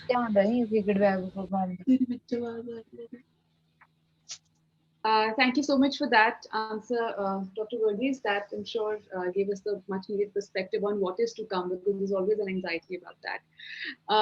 Dr. Verghese, now we will open the floor for our differently able participants who will like to maybe ask you questions directly. But before that, if I could just ask you that how many more questions can we take? Because we understand that you've been talking for a really long time, and that must be a strain on you as well. So how many questions can you take? Nothing is a strain on me. I have been in the last I think 3 weeks now. Yesterday I slept for 5 hours, but every night has been barely 1-2 hours. Every night. That's because I think if it can save a life, it is worth it. I can sleep later. We are absolutely short of words to, I mean, we don't even know how to respond to somebody with that kind of a thought and intention. So thank you so much. So participants, we are, you have the ability now to unmute yourself. We have granted access. So anybody who wants to unmute themselves and ask a question directly to Dr. Verghese, you may now do so. I think it will be better if you raise your hand so that we don't. Dr. Verghese, can you share your mail ID? Can you share your mail ID, please? Yeah, I can share it, but I must tell you, last 3 weeks I have been non-stop on phone. We will be sharing. Non-stop on phone, talking to and counseling people, arranging beds, arranging oxygen, arranging IV, arranging ventilators, arranging something or the other, or someone or the other. And that's what keeps me awake whole night. Sir bed नहीं मिल रहा, sir क्या करें, sir emergency में देख नहीं रहे हैं, sir क्या करें, सर हम एम्बुलेंस में बैठे, सर क्या करें. People know me, people know that I'm guiding people on this, they all call me. We salute for your service and sir, your devotion. We thank you for your efforts, but for future I need your mail ID, sir. Yeah, I think the We organizers will have be it, sharing you can with share you. it. You can take from us मैंने personally. क्यों बोला ये, क्योंकि पिछले 3 हफ्ते से अभी जो ये खोलने के लिए ईमेल गया हूं मैं, सिर्फ ये देखा और आगे कुछ नहीं देखा, आगे पीछे. I haven't had the time to sit and look at my mails and respond to my mails. Okay. Thank you. I will, when things improve, I will certainly. And I am certain the wave has peaked. And in the next 2 weeks, ये भविष्यवाणी मैं कर सकता हूँ based on the models Professor Dinesh Mohan and his team in IIT, they have all been looking at it. And he himself is admitted, and he is, in fact, I hope, wish him well. The modeling that we've done has shown that the width of this wave will be narrower than the last wave. It will probably be half the last wave in terms of time, in terms of days. नमस्ते doctor साहब, मैं अमिता बोल रही हूँ। नमस्कार. मेरे भांजे 40+ हैं, अभी उन्होंने परसों कोविशील्ड लगवाया है। आज उनका 4था दिन है। लगातार उनको सिर में दर्द है और उन्हें चक्कर आ रहे हैं। कुछ लोगों में सिर में दर्द और बॉडी एक is common after the vaccination. वो पैरासिटामोल ले लीजिएगा, मेरे ख्याल से और कुछ लेने की जरूरत नहीं, यूजुअली कम हो जाएगा, सेटल हो जाएगा. लेकिन जितने माइनर सिम्टम्स हैं उनमें ये है. वैक्सीन के साइड इफेक्ट्स में हम उनको साइड इफेक्ट्स नहीं बोलते, वैक्सीन के साथ हम बोलते हैं AEFI, adverse event following immunisation. AEFI, उन AEFI में माइनर ये है सिम्टम, हेडेक है, बॉडी एक है, चला जाएगा, घबराइएगा नहीं जी। और बेटे को भी कोविड हुआ था, तो उसका जो CT लेवल है पहले 14 आया था, फिर उसने 14 दिन बाद दोबारा टेस्ट कराया तो उसका 18 आया है, और अभी भी उसका नाक थोड़ा भारी भारी है। 27 साल का बेटा है सर मेरा। यहाँ मैं अहमियत दूंगा CT वैल्यूज का. कोई डिसीजन मेकिंग हेल्प नहीं है. लोग घबरा जाते हैं, मेरी CT वैल्यू जो है सर जो है 10 आई है, मेरी CT वैल्यू सर जो 30 आई है. नहीं, ये केवल साइकिल थ्रेशोल्ड वैल्यू है, जो कि अगर साइकिल्स यानी कि इतने साइकिल्स उसको चलाएंगे और टेस्ट पॉजिटिव आता है तो उसका CT वैल्यू इतना है. अगर 35 साइकिल चला के टेस्ट पॉजिटिव आता है तो वो 35 से ऊपर है तो उसको नेगेटिव मानते हैं. 35 है तो कम से कम है, अगर 10 है तो CT वैल्यू काफी सिग्निफिकेंट है. इसका ये मतलब है कि उसकी वायरस की लोड ज्यादा है. क्या ये सही है? क्या ये रिलायबल है? नहीं. क्यों? क्योंकि डिपेंड करता है आपने सैंपल कैसे कलेक्ट करा, डिपेंड करता है आपने सैंपल कैसे स्टोर करा, डिपेंड करता है आपने सैंपल से ट्रांसफर करा, डिपेंड करता है आपने सैंपल फाइनल प्रोसेसिंग कैसे करा. तो इसलिए पहले समझते थे कि CT value can help in decision making because of viraemia load. No, we can not decide on that. It is no longer reliable for that. So हम ये देखते ही नहीं हैं. वो नीचे फुटनोट लिखा होता है ना लैब वाले में, वो पढ़ के लोग परेशान हो जाते हैं. सर मेरा तो 10 है, कि कहते हैं कि बहुत ज्यादा वायरल लोड है. नहीं, घबराओ नहीं. Thank you so much. Sir नमस्ते सर. नमस्ते. मैं एक प्रश्न पूछना चाहती हूँ. मेरे हस्बैंड आस्थमा पेशेंट हैं, मतलब क्रॉनिक है काफी सालों से. सो ही इज ना अच्छे हैं, हेल्दी है, वैसे कोई प्रॉब्लम है नहीं. और डेली वो फॉर्मिनेट यूज करते हैं, इनहेलर. और फर्स्ट वैक्सीनेशन हो चुका है, तो वैसे आउट बाहर नहीं जा रहे, केयरफुल हैं और ऑल प्रिकॉशंस वो ले रहे. उनके लिए कोई स्पेशल आप कुछ बताएंगे जो रिस्क ना हो, और यही प्रोटोकॉल्स फॉलो करते आ रहे हैं? प्रिकॉशन केवल वही है जी, मेडिसिन यानी हाँ, मास्क वही है जी, और सैनिटाइजेशन और डिस्टेंसिंग प्रोटोकॉल वही है जी. कोई फर्क नहीं है, कोई एक्स्ट्रा नहीं है. हाँ, नहीं तो अस्थमा कोई बात, अस्थमा के बाद भी कोई बात नहीं. जनरली वो कोई मेडिसिन वगैरह नहीं ले रहे एक्सेप्ट फॉर्मिनेट, ये जो इनहेलर है, उनको कोई एक्स्ट्रा विटामिन या कुछ देने की जरूरत है? Normal food is okay. मैं बताता हूँ लोगों को, जब फोन पे बात होती है उनको समझ में नहीं आता. विटामिन B बोलता हूँ, D बोलता हूँ, उनको समझ में नहीं आता, इसलिए मैं बोलता हूँ बॉम्बे, चेन्नई, दिल्ली. सर क्या मतलब? Vitamin B for Bombay, vitamin C for Chennai and vitamin D for Delhi. तो बॉम्बे, चेन्नई, दिल्ली, ये 3 जो है आप विटामिन दिन में 2 बारी ले लीजिएगा और कुछ चिंता मत करिए जी। Okay, thank you sir. Assuming आपको डेफिशिएंसी है, खास तौर पे आपकी झुग्गी झोपड़ी वालों को अगर किसी को शक है तो आप दे दीजिएगा, क्योंकि उनकी न्यूट्रिशन अच्छी ऑलरेडी न्यूट्रिशन अच्छी होती नहीं। ओके। प्रॉब्लम ये होता है कि जो हम बोलते थे किसी जमाने में, डॉक्टरी में यंग डॉक्टर था, झुग्गियों में जाता था काम करने के लिए, तब हम ये देखते थे कि जब झुग्गी वालों को दस्त लगता है तो मिडिल क्लास वाले पानी उबाल के पीते हैं। एग्जैक्टली जब कोरोना हो रहा है लोगों में, तो जो है मिडिल क्लास वाले जिनको जरूरत नहीं है विटामिन बी, सी और डी की, वो सारे ले रहे हैं। नॉर्मली अच्छे वालों को अभी नहीं मिल रहा, फैमिली में है, अच्छे खाते पीते हैं, वालों को अभी भी नहीं मिल रहा। Okay sir, okay, thank you very much sir, thanks a lot. Sir नमस्ते।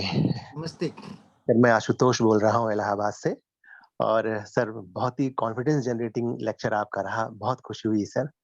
और मैं एक सवाल आपसे पूछना चाहता हूँ। मैं 23 अप्रैल को मेरा पॉजिटिव आया रैपिड एंटीजन टेस्ट। हम ये जानना चाहते हैं सर कि क्या हमको इन्फेक्शन 5 दिन पहले मिला होगा इस डेट को जब मैंने कराया और मेरा पॉजिटिव आया? तो हम ये जानना चाहते हैं इसमें क्या सीक्रेट्स हैं सर, अगर कुछ आप बता दें तो। Thank you so much sir. आपको 23 तारीख को हुआ तो मैं कैसे डायरी बनाऊंगा? 23 आप पहला इलेक्शन आरटीपीसीआर पॉजिटिव 23 वाला डेट नहीं होगा, उससे पहला इलेक्शन जो भी है उससे आप काउंट डाउन करेंगे। उससे जो काउंट डाउन करेंगे उससे जब काउंट डाउन करेंगे तो 5 दिन और 5 दिन आगे 10 दिन देखेंगे। लेकिन जो इन्फेक्शन जब हुआ आपको, वो आम तौर पे ऑन एन एवरेज 5 डेज जो पहला रिपोर्ट आया था, जो वुहान से रिपोर्ट आया था, जी सर, उसमें ये प्रेडिक्शन था कि शायद इसका इंक्यूबेशन पीरियड, यानी कि जो हमारे शरीर में प्रवेश करा और पहला लक्षण कब हो, उसको इंक्यूबेशन पीरियड बोलते हैं। वो इंक्यूबेशन पीरियड 7 से 14 दिन बताया गया। अच्छा सर। क्योंकि ये सोचा था कि SARS-1 SARS-2 जो वायरस थी उसकी इंक्यूबेशन पीरियड भी इतनी थी, तो उन्होंने सोचा कि इतना होगा सर। लेकिन जब रिसर्च करा गया और सीरियसली स्टडी करा गया, उन्होंने देखा कि एवरेज जो है 5 डेज है इसका इंक्यूबेशन पीरियड। 2 दिन पहले भी हो सकता है, 2 दिन बाद भी। So somewhere between 4 to 7 days is the incubation period of this virus. तो आपका संक्रमण आपको 23 तारीख से 4 दिन पहले या 5 दिन पहले, यानी कि 18 या 19 को हुआ है। अच्छा सर, नाम ओके सर। और मेरे 17 ओके 23rd को हुआ है तो you have to be okay, otherwise you won't be sitting and talking। आप वेंटिलेटर पे होते। ओह ईश्वर, हे हो God.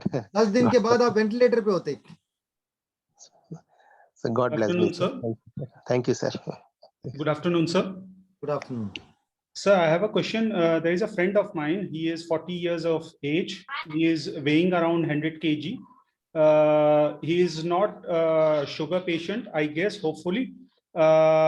But without, and he's on BiPAP right now for like 24 hours. And with BiPAP, BiPAP, his saturation level is like 90 plus. But the moment we remove that BiPAP, his saturations falls down to 65. So can you please advise like what should be the next step and what's the possibility? पहली बात, उनको BiPAP इतना अच्छा नहीं होता इस condition में, लेकिन हम करते हैं।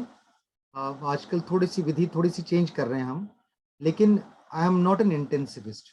लेकिन मरीजों से बात करके, डॉक्टरों से हर मरीज के बारे में बात करके मैं भी काफ़ी समझ गया हूँ इसके बारे में। तो ये जो है सैचुरेशन अगर इसके बावजूद ड्रॉप कर रहा है, इसका ये मतलब है कि फेफड़े जो हैं कम से कम 2/3 खराब हैं, वो 1/3 पे उससे कम पे चल रहा है उसका काम। और नेचुरल रिकवरी जब तक नहीं होती, ये ऑक्सीजन की रिक्वायरमेंट इतनी रहेगी। ये 2-3 हफ्ते लग सकते हैं और इस 2-3 हफ्ते में उसको बचा कर रखना है। चाहे जो स्टेजेस होती हैं जो हम देते हैं, ऑक्सीजन सप्लाई नाक में ट्यूब डाल के देते हैं, मास्क लगा के देते हैं 2-3 लीटर, उसके बाद नॉन रीब्रीथिंग मास्क होता है 10 से 15 लीटर वाली, और उसके बाद हाई फ्लो नेजल कैथेटर होता है जो कि 15 से 60 लीटर तक जा सकती हैं। उसके बाद बाईपैप सीपैप देखते हैं, लेकिन आज की तारीख में देखा गया कि बाईपैप और सीपैप इतने इफेक्टिव नहीं है, और उसमें आजकल ब्रेन सर्किट, अलग सर्किट, टेक्निकल टर्म्स हैं, ये हम यूज कर रहे हैं। लेकिन जो भी सक्सेसफुल है, अगर बाईपैप से उसका मेंटेन हो रहा है तो अच्छी बात है, मेंटेन रखिएगा, उसको बचा कर रखिएगा जब तक कि उसका नेचुरल रिकवरी नहीं होता लंग्स का। और कोई मेथड नहीं है, जब हम वेट कर रहे हैं कॉम्प्लिकेशंस होती हैं, तो इसलिए हमें सतर्क रहना है। वो डॉक्टरी सतर्कता, वो इंटेंसिव केयर में तो वो काफी ट्रेंड होते हैं, मेरे से 100 गुना अच्छे होते हैं इस चीज में, उसके वो देख लेंगे। Thank you sir. हेलो, नमस्ते डॉक्टर सर। नमस्कार। हेलो, नमस्कार। नमस्ते डॉक्टर सर। सर मेरा नाम केशव सोनी है। सर मैं आपसे पहला प्रश्न ये पूछना चाहता हूँ कि सर जैसे जो हमारे घर में ग्रैंड पेरेंट्स हैं 75+, उनकी सर हम कैसे केयर कर सकते हैं? कुछ एक्स्ट्रा प्रिकॉशंस जो हमें लेने चाहिए, या हम उनके मतलब इस चैलेंजिंग टाइम्स में सर कैसे केयर करें? और सर दूसरा क्वेश्चन मेरा ये है कि जैसे हम सुनते हैं कि लोग कह रहे हैं कि अगर हम घर में रहते हैं तो भी हमें मास्क लगाना है, या हम अपनी बालकनी में जा रहे हैं तो भी हमको मास्क लगाना है, तो सर इस पे आप क्या कहना चाहेंगे? घर पे मेरी मदर 92 ईयर्स की है, रोज अस्पताल जाता हूँ, रोज कोई ना कोई कोरोना वाला, कल भी मरीज देखा मैंने, उसको दर्द करके आए थे, देखा मैंने, पूरा एग्जामिन करा, बाद में पता चला कि उसको कोरोना था।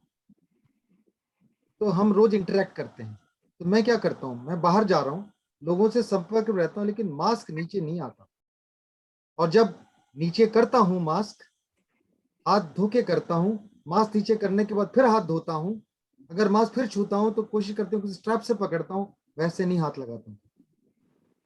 घर पे माँ को कैसे बचाता हूँ? घर आता हूँ, उनको मेरे किसी चीज को हाथ लगाने नहीं देता हूँ, घर आता हूँ सीधा जाके बैग्स रख के नहाने के लिए जाता हूँ, नहा के पूरा कपड़ा बदल के ही उनके पास जाता हूँ, मैं मास्क घर पे नहीं पहनता,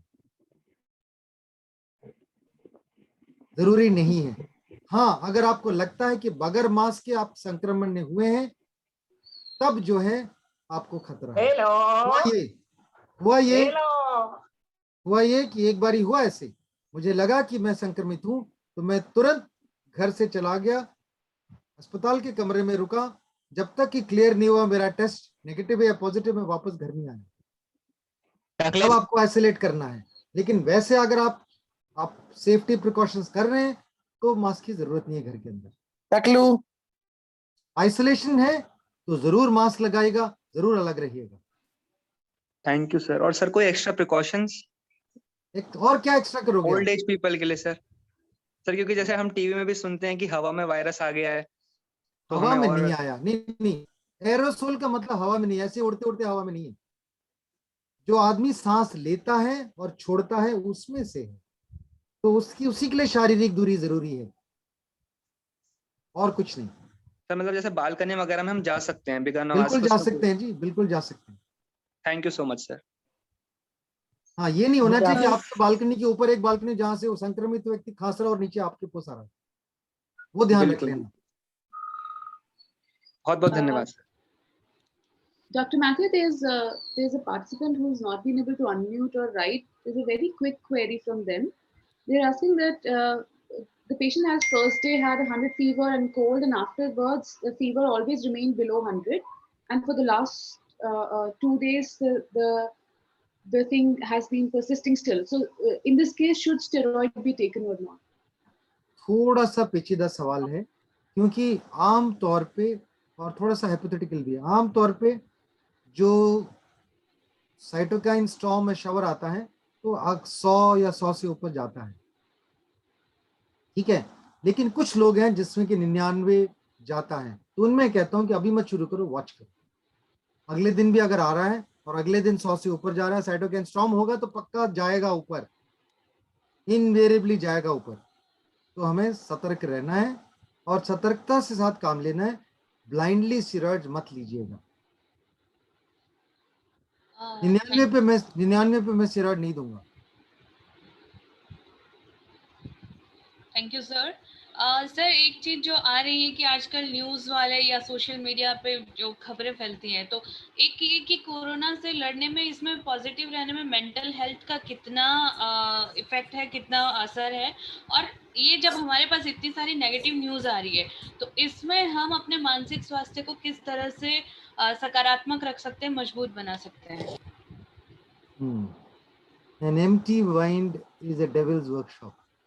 अंग्रेजी की कहावत है, यानी कि अगर हम अपने आप को किसी न किसी चीज में व्यस्त रखें तो हमें प्रॉब्लम नहीं हो।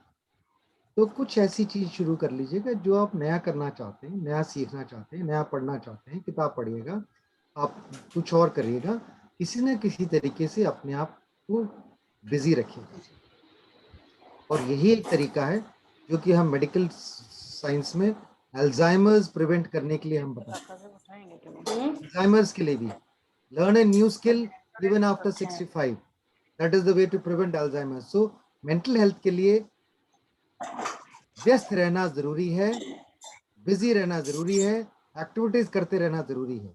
लेकिन फिर भी जो सबसे अधिक प्रॉब्लम है इस पैंडेमिक में, इस वेव में, ये है एंजाइटी, स्लीपलेसनेस, डिप्रेशन। ठीक है, ये तीनों चीजें हैं जो कि काफी देखा गया है। It is good to talk to a counsellor and seek help for that. There is a small number where aggression is also seen. It is part of corona. आप देखेंगे कुछ लोग कोरोना संक्रमित हैं, उनका बिहेवियर एग्रेसिव और violent भी हो सकता है। That is the corona causing the problem, not because they are normally violent. Thank you so much, sir. Thank you, sir, for that. Psychological and psychiatric help. Yeah, that was another यहाँ very भी काफी लोगों के दोनों के बीच पता नहीं होता फर्क। साइकियाट्रिस्ट वो होते हैं जो साइकियाट्रिक प्रॉब्लम को डील करते हैं, और साइकियाट्रिक प्रॉब्लम्स वो होते हैं जो मरीज को इंसाइट नहीं होता, अंदरूनी ज्ञान नहीं होता जिसमें कि वो बीमार है या नहीं। साइकोलॉजिकल प्रॉब्लम, मरीज को पता होता है उसको problem, he has the insight, he knows there is a problem, he knows he wants to seek help. ये फर्क काफी लोगों को नहीं पता होता।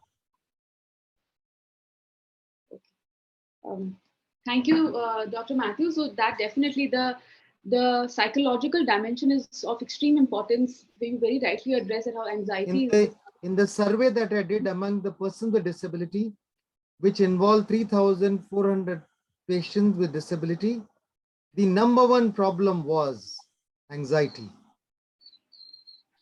Anxiety, sleeplessness. And the other problem, which was social, was loss of job and lack of food. So we can find, किसी ने मेरे से recently पूछा कि life seems meaningless, जीवन बिल्कुल व्यथा लगता है मेरे को। मैंने कहा life was always meaningless. Life had no meaning. You create meaning in life. आप अपने जीवन में value create करते हो। So try to do something which brings meaning to your life by helping someone else. So go ahead and do that. There are a lot of people out there hungry, a lot of people out there who are helpless. Find meaning in life, and that's all. A very beautiful thought, sir. Thank you. That's the much needed positive thought that we all needed for us to, kind of conclude the discussion today, Dr. Matthew. Thank you ever so much for sparing your time and being amongst us, and so very patiently, listening to everybody's queries and answering them in such a wonderful manner. Thank you so much. I will now like to call Dr. Smriti Singh to officially deliver the vote of thanks. Okay. It's one difficult moment to give vote of thanks to sir. And vote of thanks for what? I really don't know. Because sir has been saving many lives, including my life has been saved because of sir. And I'm seriously witness of it. Like, I can tell you today that we all have to follow, because I was supposed to survive. I got his lecture before. I timeline my day of families, because we all got positive, including children. And, that's how we could manage everything. And that's why I'm here, because, I got very high fever. Everything was there. There is two things I would say. One, we have to trust our medical doctor who is treating doctor. Like, if we don't trust him, अगर हम उन पर विश्वास नहीं रखते हैं तो बहुत मुश्किल है, क्योंकि मैंने देखा है पेशेंट फोर्स करते हैं कि डॉक्टर्स ने डॉक्टर्स फ्रेंड्स कहते हैं कि अगर हम दवाई नहीं लिखेंगे तो पेशेंट हमारे पर ट्रस्ट ही नहीं करेंगे. Please trust your doctors. what they are telling you, trust them, क्योंकि वो आपके फायदे के लिए कह रहे हैं. कितनी कम दवाई है, ज्यादा दवाई है, नहीं दवाई है, वो बेटर जानते हैं. हमने उसमें पढ़ाई नहीं की है. अगर हमने उसमें पढ़ाई की होती तो हमें ज्यादा बेटर पता होता. And more over what ever sir has told, क्योंकि मेरी इम्यूनिटी ऐसे भी बहुत अच्छी नहीं रहती है, आजमाया हुआ तरीका हुआ है, तो प्लीज फॉलो दैट. और मतलब ओल्ड से लेके यंग तक हमारे घर में सब बीमार थे, and we all have recovered thankfully, and we all are doing whatever we can because of sir. Thanks to sir. And I remember sir calling us, asking us about our health at 11 o'clock, at that much he cared for us. Whenever we needed him, emotionally, psychologically, he supported us a lot.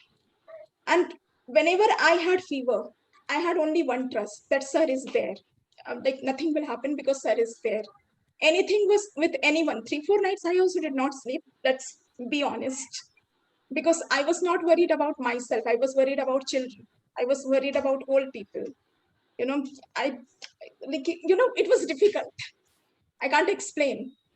So, but whatever happened, whatever was there, one trust was there, that sir is there. If you trust your doctor, अगर हम भगवान जिनको हम देखते नहीं हैं उनको हम ट्रस्ट कर पाते हैं, तो जिन डॉक्टर को हम देखते हैं हम उनको ट्रस्ट क्यों नहीं कर पाते हैं? मुझे समझ में नहीं आता ये चीज. Why do we experiment ourselves? And that's what I'm seeing. Mostly COVID is becoming serious because COVID is mismanaged. Thank you so much, sir, for giving us life, first of all. Thank you so much for being here.